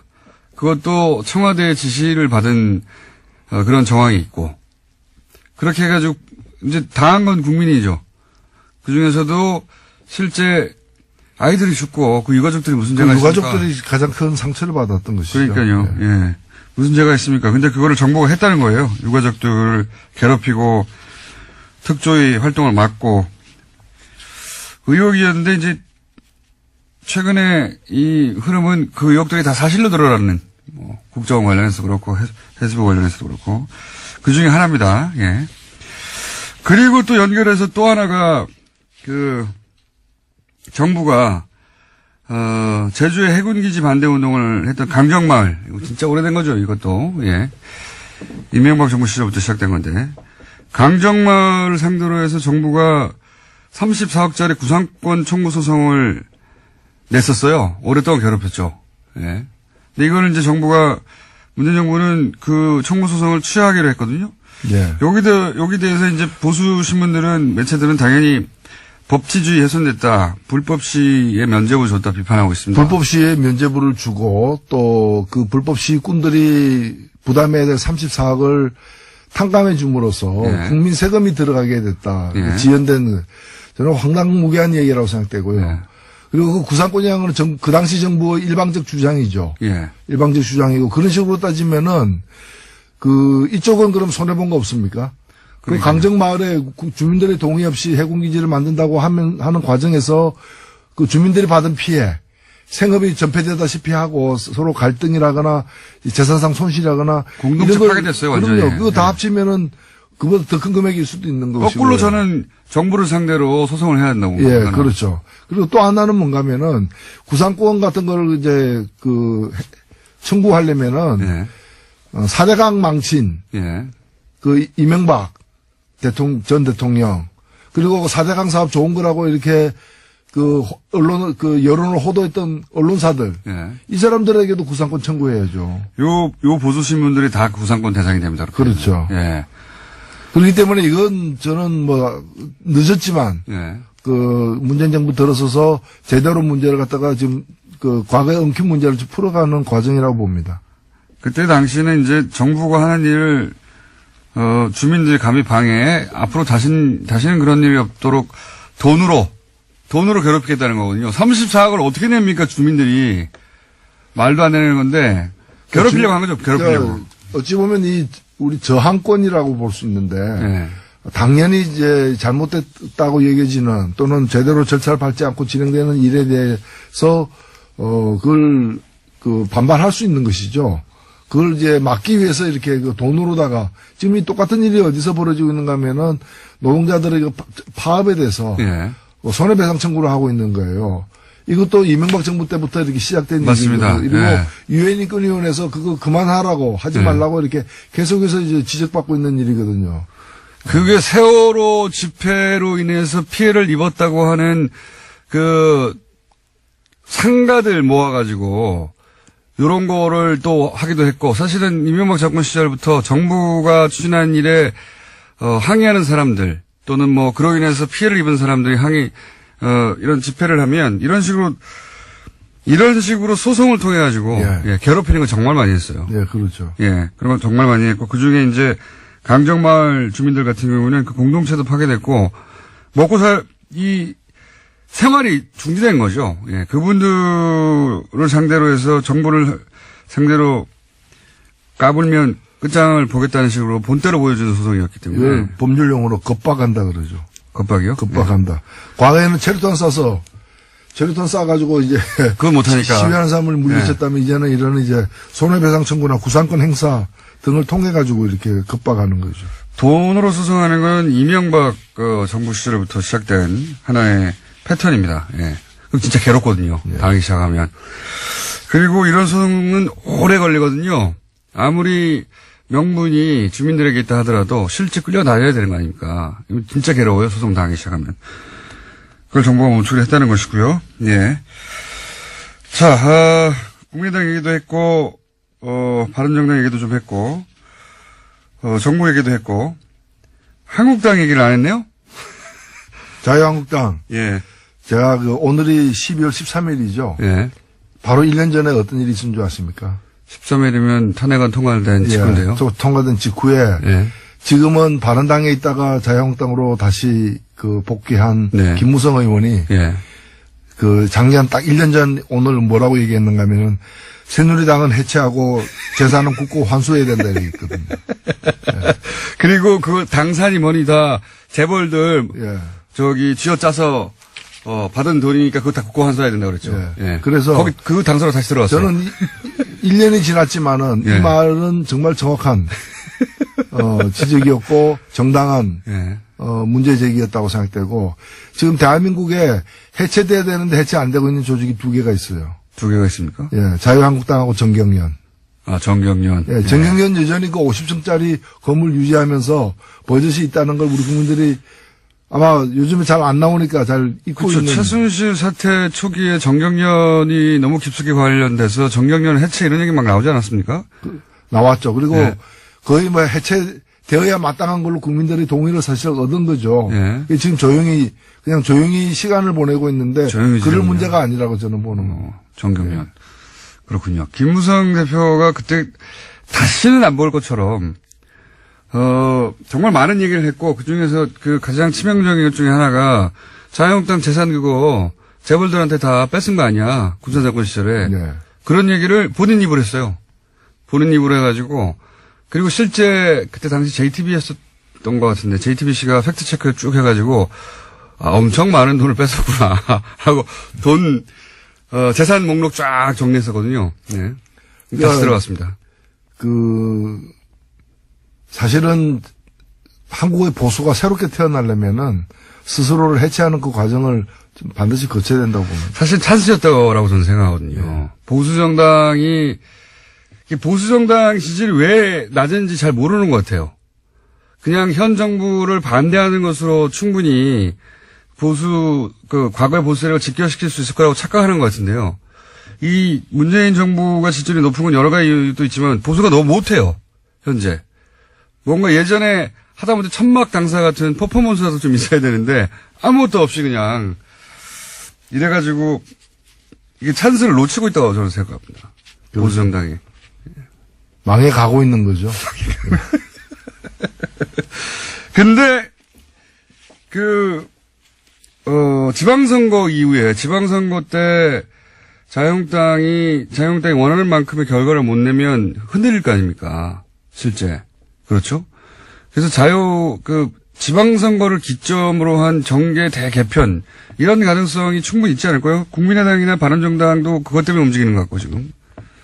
근데 문제는 이제 국회죠.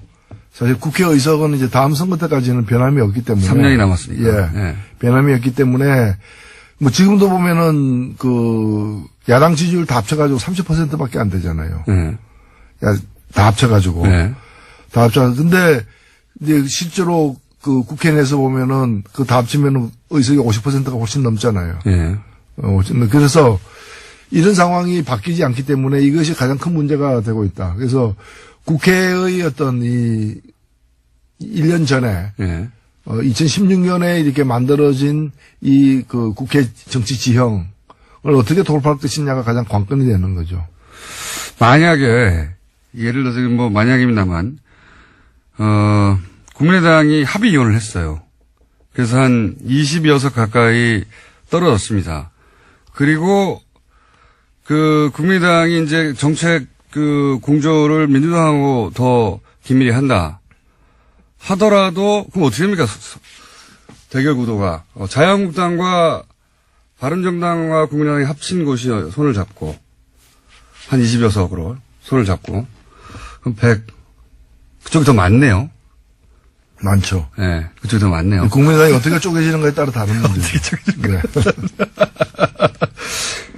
그렇군요. 예. 그렇게 합쳐지면은, 보수로 분류될, 우리나라 정치 기준으로 보수로 분류될, 의석수가 더 많습니다.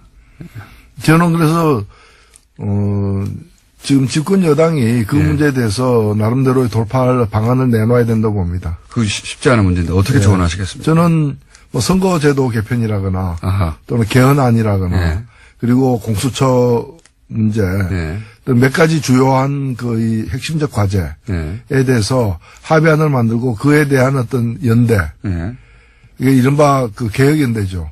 나라다운 나라를 세우기 위한 개혁연대를 갖다가 광범위하게 구축해서 과반 의석을 갖다 확보하는 것이 굉장히 중요하다고 봅니다. 선거제도 개편 이거 굉장히 중요한 건데 정의당 입장에서는 엄청나게 목말라 하는 거 아닙니까 이게. 그렇죠? 예. 뭐 지금은 정의당만은 사실 아니죠. 뭐 국민의당이나 하여튼 야당 입장에서는 자유한국당만 빼고는 이 선거제도 개편을 원할 것 같아요. 네.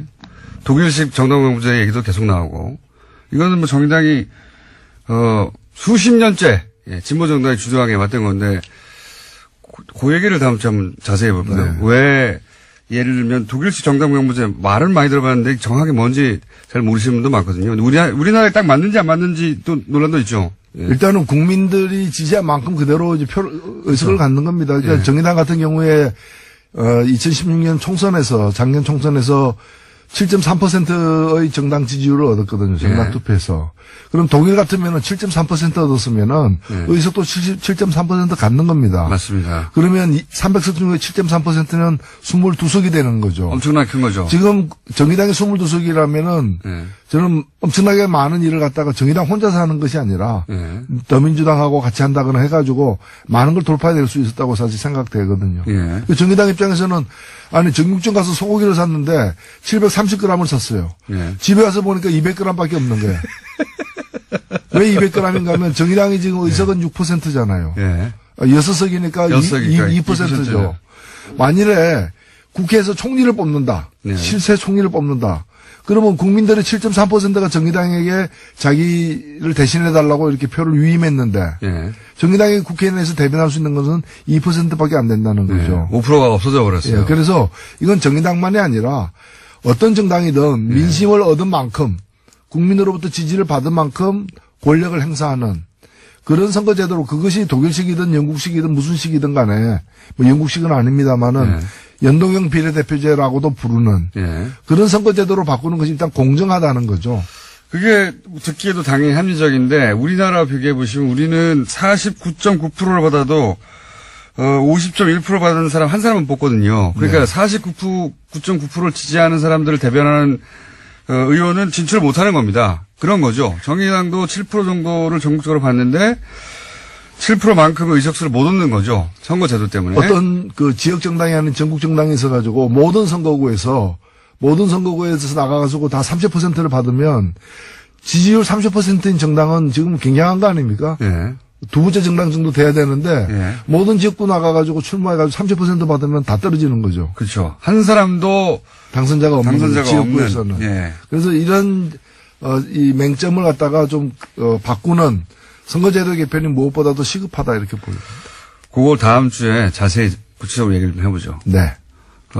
왜냐면 이제 개헌 이야기가 나올 때가 됐거든요. 자, 오늘 여기까지 하겠습니다. 지금까지 노회찬 원내대표였습니다. 감사합니다. 네, 감사합니다. 그런 속보를 하나 정합니다. 양지열 변호사 있지 않습니까? 양지열 변호사가 아직 공식적으로 발표 안 된 것 같은데 그냥 발표해버릴게요 제가. 내일 아침부터 MBC 시선집중에 무료 시선집중 임시 진행을 맡게 되었다고. 네. 그래서 내일 아침 제가 실시간으로 서로 진행자끼리 통화 한번 해볼까 합니다. 임시 진행으로 끝날 것을 예상하고 있습니다, 저는. 축하드리고요, 양질 변호사. 무료 MBC에. 손석기 사장이 진행하던, 전통의 시선 집중, 양질 변호사가 내일 아침부터 진행한다고 합니다.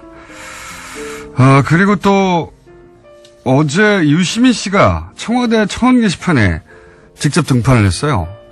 이분 정도면 청와대 직접 들어가서 얘기해도 될 것 같은데, 청원 게시판에 등장을 했는데, 제가 거기서 영감을 얻어가지고, 저희 제작진이 청와대 청원 게시판에 가가지고 하와이 보내달라고, 저희 사장님도 공무원이니까, 어떻게, 그렇게 또 해결할 수 있는 방안이 있겠다. 제작진 모두가 각자 댓글 부대로 활동하기로 했습니다. 청원 게시판에. 그리고 또 어제, 오늘은 이제 문자 아니라 어제 있었던 일들인데, JTBC에서 플란 다스에게, 등장했습니다. 저작권료 지불을 요구합니다. 덕분에 플란 다스에게 잘 되는 건 좋은데, 저작권료 지불을 요구하고, 저희가 이제, 이 정계 방송계의 등용문이에요. 이걸 통해서 이제 대표가 되신 분들도 있고, 진행자가 되시는 분들도 있고, 아무도 고맙다고 하는 사람은 없습니다. 잘들 먹고 잘 사세요,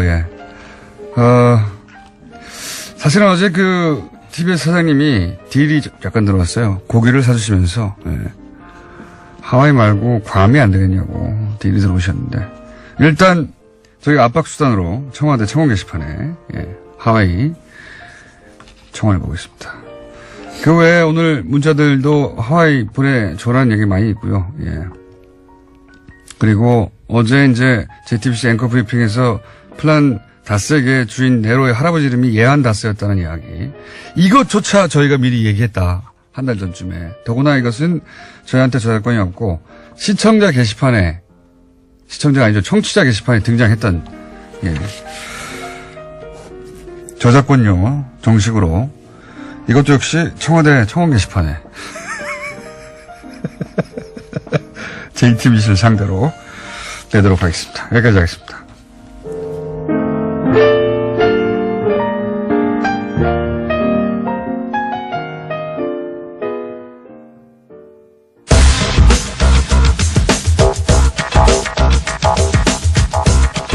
자, 과학 팟캐스트를 사실상 하나밖에 없기 때문에 이끌고 있는 원정우 씨. 오늘 주제가 뭡니까? 예, 안녕하세요. 원정우입니다. 근데 방금 양지열 변호사님이 시선 집중의 캐스팅이 진행자로. 게스트가 아니라. 그러니까 캐스팅. 캐스팅이, 진행자로 캐스팅이 일단 임시로 됐다라고. 임시로. 저는 뭐 임시로 끝날 거라고 봅니다만. 저한테도 연락들 주시면 제가 어디든 나가서, 임시든, 레귤러든 열심히 하겠습니다.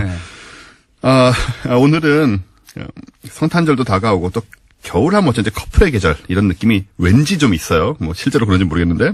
그렇게 주장하는 거죠. 자기들이 추우니까 누구 생기라고. 겨울이라고 사랑이 더 잘 되고 그런 게 뭐가 있겠습니까만은. 어쨌든. 그래서 사랑의 좀 동심 파괴를 제가 하려고요. 동심 파괴. 사랑의 생물학. 사랑이란 것이 정말 그렇게 훌륭하고 숭고한 것이냐. 라고, 이게 뭐랄까요. 이게 다 로맨틱한 상상을 깨는. 그렇습니다. 화학이죠, 화학. 원래 과학의 역할이 좀 그런 게 있잖아요.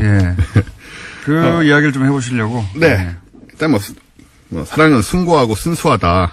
그냥 전통적인 생각이 있고, 또 서양에서는 신이 내린 인간의 감정 이런 이미지도 있잖아요. 근데 뇌과학이 발달하면서 이제 사랑이 역시나 뇌 속의 활동일 수밖에 없다라는 게 이제 좀 많이 정리가 됐죠. 당연한 면이 있습니다. 왜냐면은, 뇌기능이 정지되면, 혹은 뇌기능이 굉장히 저하되면, 사용할 수 없겠죠. 당연히. 그렇습니다. 이게 심장에서 일어나는 일도 아니고, 결국 뇌 속의 호르몬, 신경 전달 물질, 이런 것의 역할이 사실. 로맨스 파괴 주제가 되겠습니다. 그렇습니다. 그래서 어떻게 됐다는 겁니까? 일단 과학자들은. 사랑은 우리가 이제 희노애락 계통의 감정하고는 되게 달라요. 우리 같은 감정이라고 생각하는데 사랑은 이제 호르몬의 화학적 영향이 거의 다라고 봐도 과언이 아니다. 그래서 굳이 따지자면 사랑은 배고픔이나 목마름과 비슷한 상태입니다. 본능의 영역이군요. 예, 그 감정하고 달라요. 일반 감정하고. 네. 그리고 사랑에 우리가 빠지면 가장 즉시 작용하는 호르몬이 다들 한번 들어보셨을 도파민이라는 거거든요. 네. 이 도파민은 마약입니다. 네. 마약 성분과 같은 역할을 한다는 같은 거죠. 코카인과 거의 같은 네. 역할을 하고요. 쾌감 호르몬이고, 그래서 이제 이 호르몬이 분비가 막 되면서 네. 이제 굉장한 기쁨을, 사랑의 기쁨이라는 건 사실 이것의 역할인 거죠. 그리고 중독도 되고요. 그래서 사랑에 중독되는 건 역시 이제 이 마약의, 네. 뇌내 마약의 역할이다. 그리고 또 마약처럼 일정 정도 중독되고 나면 무덤덤해지기도 내성이 하고, 생깁니다. 네, 내성이 생기기도 하는 네. 것이고. 그래서 이제 그 내성에 의하여 이혼 시기가 결정되기도 하고. 그렇죠. 결별 시기가 결정되기도 하고. 그걸 막는 게 이제 그 사회 제도와 윤리와 기타 등등의 제도가 탄생하게 된 거죠. 그렇습니다. 그게 네. 없으면 이제 이 약이 떨어지면 효과가 떨어지고. 근데 웃긴 게 뭐냐면 이 도파민도 이 내성이 생기는 것도 한 사람에게만 내성이 생겨요. 다른 사람이 생기면 다시 도파민이 확 올라옵니다. 네. 예, 이런 이상한 짐승이죠, 특징이 있고. 짐승. 그리고 우리 소위 콩깍지 낀다는 거 있잖아요. 예. 콩깍지 낀다는 거는 페닐에틸아민이라는 호르몬이 그 역할을 하는데 네. 이 호르몬이 분비가 되면 평범한 사람 특별해 보이고 콩깍지의 전형적인 증상이죠. 단점이 잘 안 보인다. 예. 모든 게 너그럽게 보인다. 이게 이제 페닐에틸아민이 만들어내는 뇌내 현상이죠. 근데 또 저런 종류의 사람도 있어요. 엄마가 아기를 안고 있으면. 네. 제가 이름이 생각이 안 나는데 그때 분비. 네, 옥시토신이겠죠. 예, 맞습니다. 그 호르몬이 있는데 그게 이제 요 도파민의 그 분비 시점이 지나고 나서 요 옥시토신이 분비되면 안정적인 관계를 통해서 좀 다른 종류의 사랑을 느끼게 된다. 뭐 이런 네. 해석도 있습니다. 옥시토신에 대한 연구가 여러 가지가 있었는데 원래는 말씀하신 대로 이제 모성애 호르몬이라고 네, 원래는 불릴 그런데, 정도로. 네. 네. 근데 이게 이제 이후의 연구에 의해서 그 남녀 간의 스킨십에도 깊이 관여를 한다고 또 예. 안정적인 관계. 도파민이 이제 막 불타는 관계에 관여한다면 안정적인 관계는 이 호르몬이 관여한다라고 그런 얘기가 있죠. 예, 그런 얘기가 또 뇌과학자들 사이에 나온 네. 적이 있는 걸로서. 예. 그 다음에 이제 남자들이 왜 뭐 내 여자 지킨다 뭐 이런 소리 하잖아요. 네. 네, 사실은 잘 못하지만 그때 사용되는 호르몬이 남자들이 사실 제대로 하는 게 별로 없어요. 이 사회 예, 제대로 하는 게 별로 없습니다. 그리고 짐승이 가깝기 지킨다는 때문에. 것도 뭐 어떻게 지킨다는 얘기인지도 모르겠고요. 예. 요즘 같은 세상에서 어쨌든 그 바속 자기 앞가림이나 잘하라고 하시는 맞습니다. 남자들은. 네, 뭐 소리나 지르지 말고 예. 바소프레신이라는 호르몬이 바로 그 역할을 하는데 예. 이게 남성형 애정 호르몬이라고. 예. 근데 이 바소프레신의 훌륭한 점은 이게 많이 분비되는 사람은 다른 이성에게 한눈을 안 팔아요. 즉 바람기를 막아준다. 바람길. 예. 야, 이거 약으로 제조해야 되겠네요. 여성들의 청원에 의해서 약으로 제조돼야 될. 아, 기억나네요. 이게 일부 일처제. 그렇습니다. 일부 일처제 호르몬이라고 불립니다. 그렇죠? 네. 맞죠? 예. 그래서 이게 이제 별걸 사람에 다 알아. 따라서 예. 예, 분비되는 사람이 있고 이제 별로 덜 분비되는 사람이 있는 거고 예. 그거에 의해서 굉장히 영향을 받게 되죠. 우리가. 이게 덜 분비된다고 또 그 능력이 따라줘야 돼요. 그렇죠. 예, 그 여러 가지로 이렇게 생각같이 이렇게 쉽진 않습니다만은. 예. 호르몬만으로는 결정이 안 됩니다. 이게. 그래서 이 바소프레신은 이제 다른 이성에게 한눈을 팔지 않는다는 얘기는 자기 영역권 안에 있는 사람에 대한 집착이 큰 거예요. 그러니까 내 가족이다, 내 뭐 여자다, 뭐 남자다. 뭐 이렇게 요거 하면. 많이 나오면은 또 의처증이나 의부증으로 갈 수도 있겠네요. 그럴 수도 있겠죠. 예. 그러니까 적당히. 약 조절 잘해야 되겠네요. 네. 만드실 때. 근데 요게 또 나이가 들면서 떨어지면 예. 굉장히 안 그러던 사람이 또 이렇게 바람기가 생기기도 하고. 황혼 이혼으로 갑니다. 이렇게 그렇습니다. 되면. 예. 그런 식으로 우리가 호르몬에 많은 영향을 받고 있다. 그리고 이게 딱 재밌는 게 저도 제법 됐는데 이 관심이 있어서 한번 들여다본 적이 있는데 네. 이게 또 아미노산 결합물이에요. 다. 쭉 이렇게 들여다보다 보면 야 이거 결국 뭐 아미노산이냐? 우리가 아미노산에 의해서 아미노산은 그냥 화학 실험실에서 하는 약물 그 물질 같은 느낌이 강하잖아요. 그렇죠. 예. 네. 뭐 우리가 사실은 그렇습니다. 그러니까 뭐 사랑 뭐 겨울에 커플하고 그렇게까지 뭐 그렇게 의미를 둘 필요가 없다는. 오래 지나지 않아서 저는 이걸 강화하는 약물이 나오지 않을까. 그럴 수 있을 것 같아요. 예. 예. 이걸 놓칠 리가 있는가. 제약회사들이. 지금까지 안 나오는 게 신기하죠. 마지막 약물 그러면서. 네. 그래서 이제 이거를 바람기가 있는 배우자일 경우에 제약회사로부터 사가지고 몰래 약에 타는 거죠. 그렇죠. 상대방의 음식에 계속. 그래서, 일부 일처제 호르몬 이런 거 계속 타가지고, 예. 근데 이제 요즘에 이제 이런 관점에 또 좀 상당히 세기를 박은 실험이 하나 있었는데, 왜 여성분들 피임약 드시잖아요. 네. 피임약을 먹으면 이상형이 바뀌어요. 그런 연구가 있습니다. 예, 영국 스코틀랜드 스털링 대학에서 네. 이 피임약을 복용하는 만 18세에서 24세 여성 18명, 네. 그리고 복용하지 않는 37명을 대상으로 취향 조사를 했거든요. 그러니까 그 전과 후를 비교를 했다. 그렇죠, 그렇죠. 네. 그 조사에 사용된 얼굴은 이제 컴퓨터 그래픽으로 남녀 20명의 사진을 합성했어요. 네. 그리고 모니터에 이제 매력적이라고 생각하는 얼굴을 선택하도록 한 거죠. 네. 그 결과 피임약을 복용하지 않은 그룹은 두 차례의 조사에서 전부 남성적인 얼굴에서 매력을 느끼는 것으로 동의를 했는데. 그렇죠. 예. 근데 피임약을 복용한 경우에는 복용 전에는 남성적인 얼굴에 매력을 느끼다가 네. 복용 후에는 이 비율이 매우 낮아지게 됩니다. 유의미한 변화가 있더라. 그렇죠. 그러니까 남성적인 얼굴이란 건 각지고 좀 이렇게 네. 그런 거잖아요. 네. 털 수염 많고 뭐 이런 거요. 그러니까 호르몬의 작용 때문이다. 네. 네. 그래서 이걸 어떻게 해석할 수 있냐면 임신 가능성이 그러니까는 피임약을 안 먹고 네. 임신 가능성이 높아지는 기간에는 남성적인 외모에 끌리는 그런 경향 여러 가지 번식이라든가 이런 욕구 때문이죠. 네.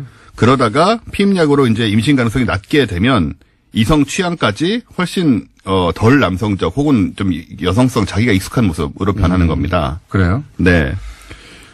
그래서 이제 결국은 이 이상형 혹은 남성을 보는 기준 혹은 이것도 역시 호르몬의 작용이 그런 거죠. 명백하다라고 하는 그렇습니다. 방증이 되는 연구 결과다. 네. 남자들을 바꾸는 무슨 약은 없어요? 쉽지 않을 것 같아요. 남자들이란 건 원래 단순하고 강렬해서 원래 단순한 게 고치기가 힘들어 이게. 그렇습니다. 약간 미미하고 복잡해야 되는데. 네. 그래서 우리가 이제 순수한 사랑이라고 느끼는 감정의 거의 전부가 호르몬 작용이 아니겠느냐. 강력한 호르몬 작용 아니겠냐. 말씀하신 대로 반대로 생각하면 호르몬을 조절하면 사랑의 감정을 일으키거나 없앨 수도 있지 않을까. 그래서 저는 이게 이제 뭐랄까요. 우리 인식에 반하기 때문에. 네. 사랑이라는 감정이 워낙 순수하고 사랑이라는 감정이 위대하고 이런 그렇죠. 이제 그런 믿음을 강화시켜 왔잖아요. 문화적으로. 네. 그런데 이게 호르몬 조정으로 약물로 조정을 안 할 수 있다 그러면 이게 상상이 깨지는 건데. 그래서 지금까지 이런 이야기 안 나온 게 아마 그런 문화적인 압박이 좀 있는 것 같아요. 왜냐하면 저항 심리가 있겠죠. 네. 약을 먹어서 사랑하게 된다거나 안 하게 된다거나 혹은 뭐 일부 일처제 이게 예. 용인이 잘 안 되는 거죠. 그렇죠. 이제 좀 사람에 따라 불쾌할 수도 있고. 네. 그래서 이런 연구들이 실제로 사랑의 신비를 제거하고 뭐 사랑을 신체 활동으로 전락시킨다는 주장이 많이 있는데 특히 이제 1975년에 이제 그때쯤부터 뇌과학으로 사랑을 연구하기 시작했어요. 이 연구를 한다고 하자 미국의 상원의원인 윌리엄 프록스마이어라는 사람이 있는데 이 양반이 이제 의회에서 아예 2억 명의 미국인들이 수수께끼로 남겨놓고 싶어하는 것 중에 으뜸이 어떻게 우리가 사랑에 빠지는지 문제인데 이거를 우리가 과학적으로 연구하는 건 난 절대 반대다. 이렇게 이제 공언을 하면서 아주 반대를 하기도 했어요. 이런 정서가 이제 누구에게나 조금씩 있는 거죠. 맞습니다. 이런 화학물질을 연구하는 과학자들이 그럼 사랑은 잘하느냐. 그럴 리가 없다고 봐요. 그거하고 상관없죠, 사실. 아무 상관없습니다. 도파민의 역할이구나. 그걸 이해하는 것과 실제 사랑을 잘하는 것과는 아무 상관이 없다. 아무 상관이 없습니다. 예. 그래서 약물이 나올 것 같다. 네. 그래도 생각해보면 이제 우리가 이게 뭐 뇌 활동이고 호르몬 활동이라고 해서 감정 자체가 없어지는 건 아니잖아요. 그리고 이걸 자기 마음대로 조정할 수 있는 것도 아니에요. 조정할 수 있는 것도 아니고. 불가항력적인 면이 있습니다. 네. 예. 어쨌든 원인이 무엇이든 뭐 행복과 즐거움을 주니까 호르몬 역할이든 뭐든 간에 사람들은 계속 뭐 사랑에 목을 메고 올겨울에도 다 커플로 행복할 근데 약이 나오면 이제 누가 사랑한다 그러면 약 먹었어 그러겠죠. 그러겠죠. 네. 안녕하세요. 김호준입니다. 어제 해수부는 그동안 의혹으로만 제기됐던 해수부의 세월호 특조위 활동 방해가 사실이었음을 확인했습니다. 박근혜 정부의 해수부가 특조위 활동을 방해한 건 아예 조사가 시작되기도 전부터죠. 상임위원들이 임명장을 받은 건 2015년 3월 5일, 시행령이 공포된 것은 5월 11일. 그때서야 5월이 돼서야 정원과 조직 구성이 확정됐고 국무회의에서 예비비 의결한 것이 8월 4일. 그렇게 사무처가 구성된 게 8월 4일입니다. 게다가 특별법이 정한 정원 120명을 구성할 수 있게 된 것은 11월 11일. 그런데 해수부는 특조위 활동 시작을 그해 1월 1일로 기산했죠. 사람도 없고 돈도 없고 사무실도 없는데 무슨 수로 조사를 합니까? 해수부 기산대로면 정원이 갖춰지고 한 달 20일 일하면 그해 12월로 조사위가 끝나는 겁니다.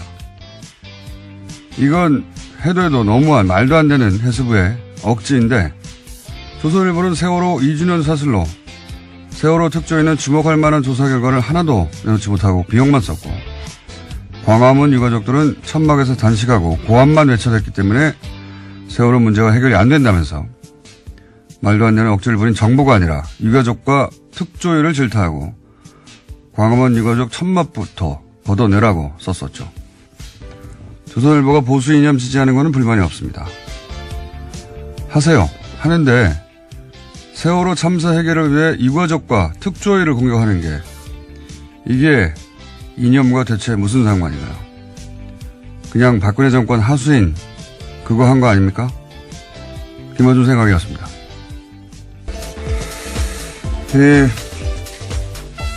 해수부가 방해한 게 이제 사실로 밝혀졌어요. 예. 네, 어제 해수부가 공식적으로 발표를 한 건데요. 감사관실의 자체 조사다라고 합니다. 요사는 저희가 잠시 후에 당시 특조위 관계자 연결해서 자세한 내용 들어볼 텐데 중요한 건 이게 해수부 자체 판단으로 할 수 있는 일이 아니라는 겁니다. 이게. 예, 당시 박근혜 정부 때 말씀하시는 거죠? 그렇죠. 여기 이제 어제 조사 결과로 나온 것도 아예 문건을 만들어서 예. 그렇죠. 대응 문건이 있었습니다. 문건 보면은 여당 추천 위원 전원이 사퇴 또는 뭐 성명 기자회견 이런 내용이 문건으로 있는데 이 문건이 나왔던 당시에는 해수부가 부인했죠. 자기들이 만든 거 아니라고. 근데 해수부가 어떻게 여당 추천 의원 전원 사퇴를 자기들 마음대로 결정합니까? 예. 그리고 이건 장관도 결정한 게 아니라고 봐요. 박근혜 정부 시절에 장관이 무슨 의미냐요? 예. 박근혜 대통령이 최순실이 써준 거 읽으면 그거 받아쓰기 했어요. 장관들은. 저는 이건 애초부터 청와대 지시고 그 지시에 맞춰서 이런 초안을 만들어서 청와대에 보냈다. 청와대에 보낼 때까지 나왔잖아요. 초안을. 이거는 청와대의 지시 사항이라고 저는 강력히 추정하는 바이고. 네, 지난 여름에 나왔던 캐비닛 문건에도 그러한 내용들이 있는데요. 비서실장 주재의 수석비서관 회의 정리 문건이 있었습니다. 여기 보면 세월호 꼴찌에 국민의당 안철수 대표가 있어요. 이거 네, 뭐 하위권이라고 할 수 있는데요. 이게 꼴찌예요, 꼴찌. 생각해 보면 왜냐하면 수치를 제가 말씀드릴 수는 없는데 바른정당의 모 의원과 제가 자세한 수치를 말씀드릴 수 없어서 그냥 수치를 빼고 말씀드리면 0.1% 차이거든요, 지금. 부산 출신인데. 자, 어쨌든 처음으로 국민의당과 바른정당 후보 단일화 추진하기로 했다 해서 관련 여론조사도 지금 언론에 등장하고 있다. 네. 오늘 여기까지 해야 될 것 같습니다. 시간이 부족하네요. 네, 그러시죠. 네, 하나 더 있는데요. 정부의 강정마을 구상권 소송 처리가 있었다라는 소식 짧게 전해드리겠습니다. 보수정당이 이제 전선을 형성하려고 할 뉴스겠네요. 네, 문재인 대통령 공약이기도 했습니다. 이게 당시에 주민들에게 아무런 동의도 받지 않고 추진했던 것이고 그래서 주민들이 나섰더니 전문 시위꾼들이 합류했다면서 네, 그런 식으로 보도했었죠. 주민들한테 동네 주민들은 34억 내놓으라는 거거든요. 이건 그냥 박근혜 정부 시절에 박근혜 정부가 하는 일에 시비 걸면은 끝장 본때를 보여주겠다. 패가 망신하게 만들겠다는 소송이었죠. 당연히 철회해야 되는 건데.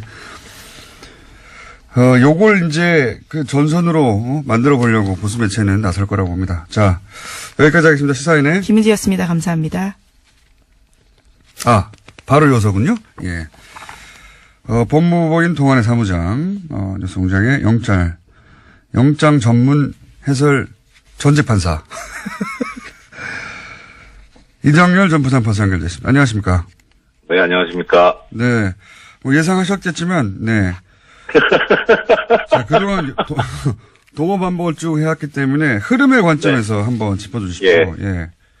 예, 그러니까 뭐 흐름에서 공장장님 말씀하신 대로 충분히 예상이 됐었는데요. 네. 그 검찰이 보고 있는 그 구조가 영장 청구서들을 쭉 보면 그런 것 같더라고요. 지금 이제 이 군이 그 정치에 관여를 하는데 댓글을 통해서 지시한 총책임자는 이명박 전 대통령. 예. 그다음에 이제 군이 관여를 하니까 실행을 담당하는 쪽이 군인데 그 군 쪽에서 실행 부분의 총책임자는 김관진 전 국방장관. 네.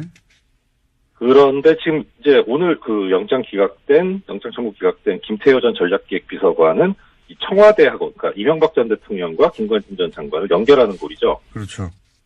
그런데 총책임자가 지금 적부심에서 나왔어요. 예. 그러면 연결고리 정도밖에 안 되는 사람을 구속하는 건 형평이 안 맞잖아요. 예. 예, 그러니까 그 김관진 전 장관이 석방될 때 이분도 뭐 당연히 안 들어가지 않겠느냐라는 그런 생각이 들었고, 그래서 이건 결국은 근원을 따져보면 김관진 전 장관 석방을 시켜놓은 그 무리수가 이게 유발하는 악영향이 아니냐. 네. 그렇게 저는 생각이 드네요. 저희가 보기엔 무리수고 거기서 보면 승부수였던 것 같아요. 예. 그렇죠. 예. 예, 이게 네.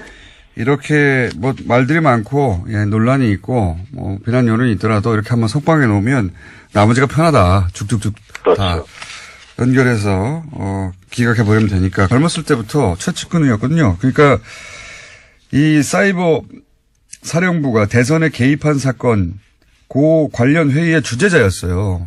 네, 관련 문건도 나왔습니다. 네, 그 주제를 하고 바로 대통령한테 보고하는 사람이었는데 딱 여기서 끄는 거죠.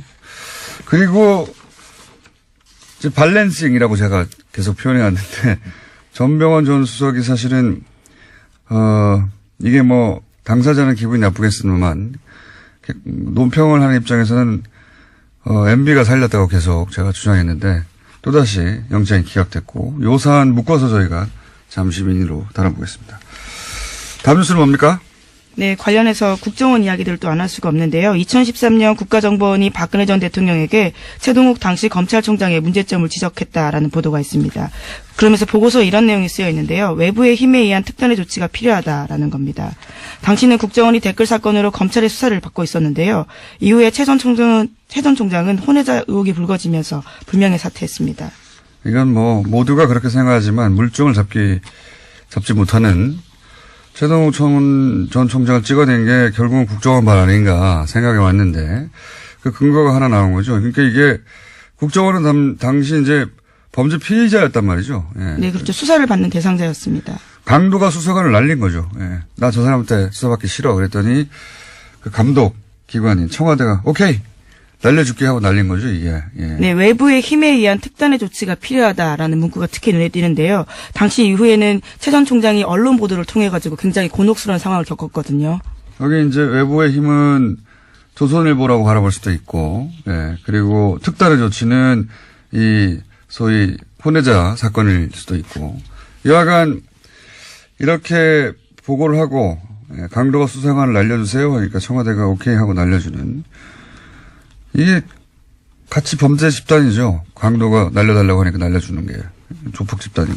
네, 그래서 이와 같은 혐의들이 추가돼서 남재준 전 원장의 공소장에 쓰여 있다라고 합니다. 청와대가 범죄 집단이었던 거예요, 같이. 예. 자, 다음 뉴스는요. 네, 어제 최순실 씨의 해외재산 관리인으로 의심받는 데이비드 윤 관련된 소식 전해드렸었는데요. 데이비드 윤이 부동산 개발업자에게 청탁을 대가로 뒷돈을 받은 혐의로 인터폴에 적색 수배됐다라는 내용이었습니다. 관련해서 검찰이 주요 단서를 파악했다고 TV조선이 보도했는데요. 최순실 씨를 거쳐서 박근혜 전 대통령에게 청탁이 전달됐고 실제로 국토부에 지시사항이 내려갔다라는 겁니다. 특히 그 근거는 안종범 업무수첩인데요. 여기에 보면 담당 공무원들의 이름과 국토부 확인, 점검 같은 메모가 있고요. 또 지난해 7월에는 덮자라는 메모가 있다고 합니다. 어제는 데이비드 윤이 자체 로비를 한 것인가, 이름을 판 것인가 정도였는데 이제 한번 더 들어가서 이게 실제로 국토부 지시가 이루어졌다고 하니까 우리가 익숙했던 그 패턴, 최순실이 얘기하고 최순실이 말하면 박근혜 대통령이 지시하고 그것이 안종범 수석에 의해서 실제 실행이 되고 수첩에 등장하고 정범실록에. 예, 그 패턴 그대로인데 완전히 새로운 내용이네 이거는. 근데 데이비드 윤이라는 인물 최순실의 해외 도피재산 관리자가 아니냐 하는 의혹을 받던 이분이 실제로 국내에 들어와서도 기획부동산에 참여해서 이거 하고 나서 50억을 약속받았다는 거 아닙니까? 네, 성공보수로 50억 원 받기로 했다라는 건데요. 이러한 부탁을 받고 난 뒤 한 달 뒤에 최순실 씨가 데이비드 윤한테 문자 보냈다라고 합니다. 부탁한 건 지금 검토 중이다라고요. 그러니까요. 요거가 아주 큰 건이네요. 뭐랄까요. 기획부동산 정부였다. 예. 부끄러움이 없으니까요. 예. 뭐 이권 청탁에 들어오면 대통령 입을 통해서 그대로 수석을 통해서 공무원한테 지시되는 그 패턴이 다시 한번 구체적으로 확인된 거네요. 예. 요거 혐의 추가되면 또 형량이 늘어나겠습니다. 예, 아무래도 그런 상황인데요. 예, 검찰이 계속 주시하고 있습니다. 자, 2분밖에 안 남았기 때문에 빨리빨리. 왜냐하면은 저희 전담 판사가 지금 기다리고 있거든요. 네. 네, 서울대병원 노조가 서창석 병원장을 최순실 게이트와 연루된 의료 적폐로 지목하면서요 사퇴를 요구하고 있습니다. 또 무기한 파업에 들어갔는데요. 비정규직의 정규직 전환도 요구하고 있습니다. 서 원장 같은 경우에는 박근혜 전 대통령 주치 이로써요 비선 의료진을 묵인했다라는 의혹을 받고 있습니다. 묵인 정도가 아니라 뭐 굉장히 많이 등장하죠 사실. 근데 이분이 아직도 병원장이었군요. 예. 무기한 파업 뭐 서울대 병원 입장에서는 당연한 것 같고요. 자, 다음 뉴스는요. 네, 자유한국당 신임 원내대표로 뉴스공장 게스트인 김성태 의원이 선출됐습니다. 김성태 신임 원내대표는 표결에 참여한 자유한국당 의원 가운데 과반 이상의 표를 얻어서 55표인데요. 이번에 신임 원내대표가 됐습니다. 한 표 차이로 과반을 통과했어요. 아주 아슬아슬하게. 저희 구정 코너인 내부자들 어떻게 될까요? 예. 내일 결정되나요? 저도 모르겠습니다. 오늘 통화해 보려고요. 자, 다음은요. 네, 자유한국당은 어제 검찰이 최경환 의원을 상대로 체포동의 요구서가 접수되자 표결에 참여하지 않겠다라는 방침을 정했습니다. 장제원 수석 대변인이 밝힌 바인데요. 자유한국당 의원들은 체포동의안 투표에 참여하지 않는 것이 정당하다면서 그런 선례를 만들었으면 좋겠다는 차원에서 안 한다라고 밝혔습니다. 친박이 아니라 친홍이었으면 지금 전면 투쟁 나섰겠죠. 예. 지난 며칠 전에 저희 예상한 바입니다. 예. 가라 이거죠. 이것은 체포동의안이 통과되라는 겁니다. 예. 이 표결에 참여하는 정당, 정의당, 바른정당, 예. 그리고 여당, 국민의당도 예. 통과시킬 대상자니까요. 예. 예, 물론 이렇게 설명하고 있습니다. 의원 개인들이 적극적으로 설명하고 극복해 나가길 바란다는 마음이다. 라고요. 너 혼자 해보라는 거죠. 예. 너 혼자 잘 해보고 가라 이런 얘기입니다. 다음 뉴스는요.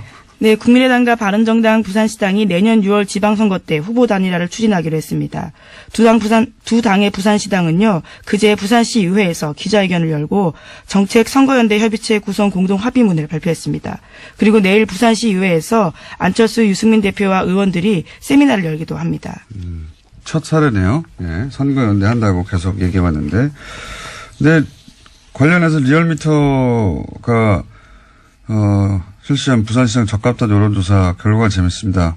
네. 1, 2, 3위는 이제 친여 성향의, 지금 현재 친여당 성향의 인물들이고, 쭉 보다 보니까. 특조위 무력화시켜라라는 지시가 있고요. 또 언론과 협조해서 일탈 행위 등을 부각시켜서 세월호 특조위 자체를 무력화라라는 주문이 있다라고 합니다. 그러니까 청와대 지시했고, 청와대가 지시하니까 지금 특별법으로 만든 조사위인데, 그냥 일개 부처가 아예 와해시키려고 한 거 아닙니까? 그리고 그 초안을 만들어서 청와대에 보냈고, 청와대 지시 없이는 불가능한 일이었다고 보고, 예. 그리고 실제로 그대로 진행이 됐죠. 예. 어떻게 진행되는지는 저희가 잠시 후 인터뷰를 하겠고. 그리고 또 오늘 추가적으로 밝혀진 건 그렇게, 방해의 핵심 역할을 했던 사람들이 지금 현재 고위 공무원들이 해외에 나가 있다는 거 아닙니까, 지금? 네, 해외에 나가거나 해외 나갈 걸 앞두고 있다라고 오늘 아침 경향신문이 보도했는데요. 세월호 선체 인양 과정의 현장 실무자였다라는 해수부 고위 공무원이 해외 근무를 위해서 면접을 앞두고 있다라고 합니다. 뿐만 아니라 다른 공무원 같은 경우에는 당시 참사 당시에 상황 보고 총괄 책임자였는데 이미 외국에 있다라고 합니다. 그러니까 세월호 2기가 출범하더라도요, 특조위 2기가요, 정작 중요한 조사 대상자들이 다 외국에 있어서 조사가 쉽지 않다라는 겁니다. 외국에 가면 되죠, 특조위가. 네, 국제기구 파견 공무원 같은 경우에 소속된 국제기구가 허가해줘야지만 귀국이 가능하다라고 합니다. 아니, 귀국을 시킵니까? 가서 조사하면 되죠. 네.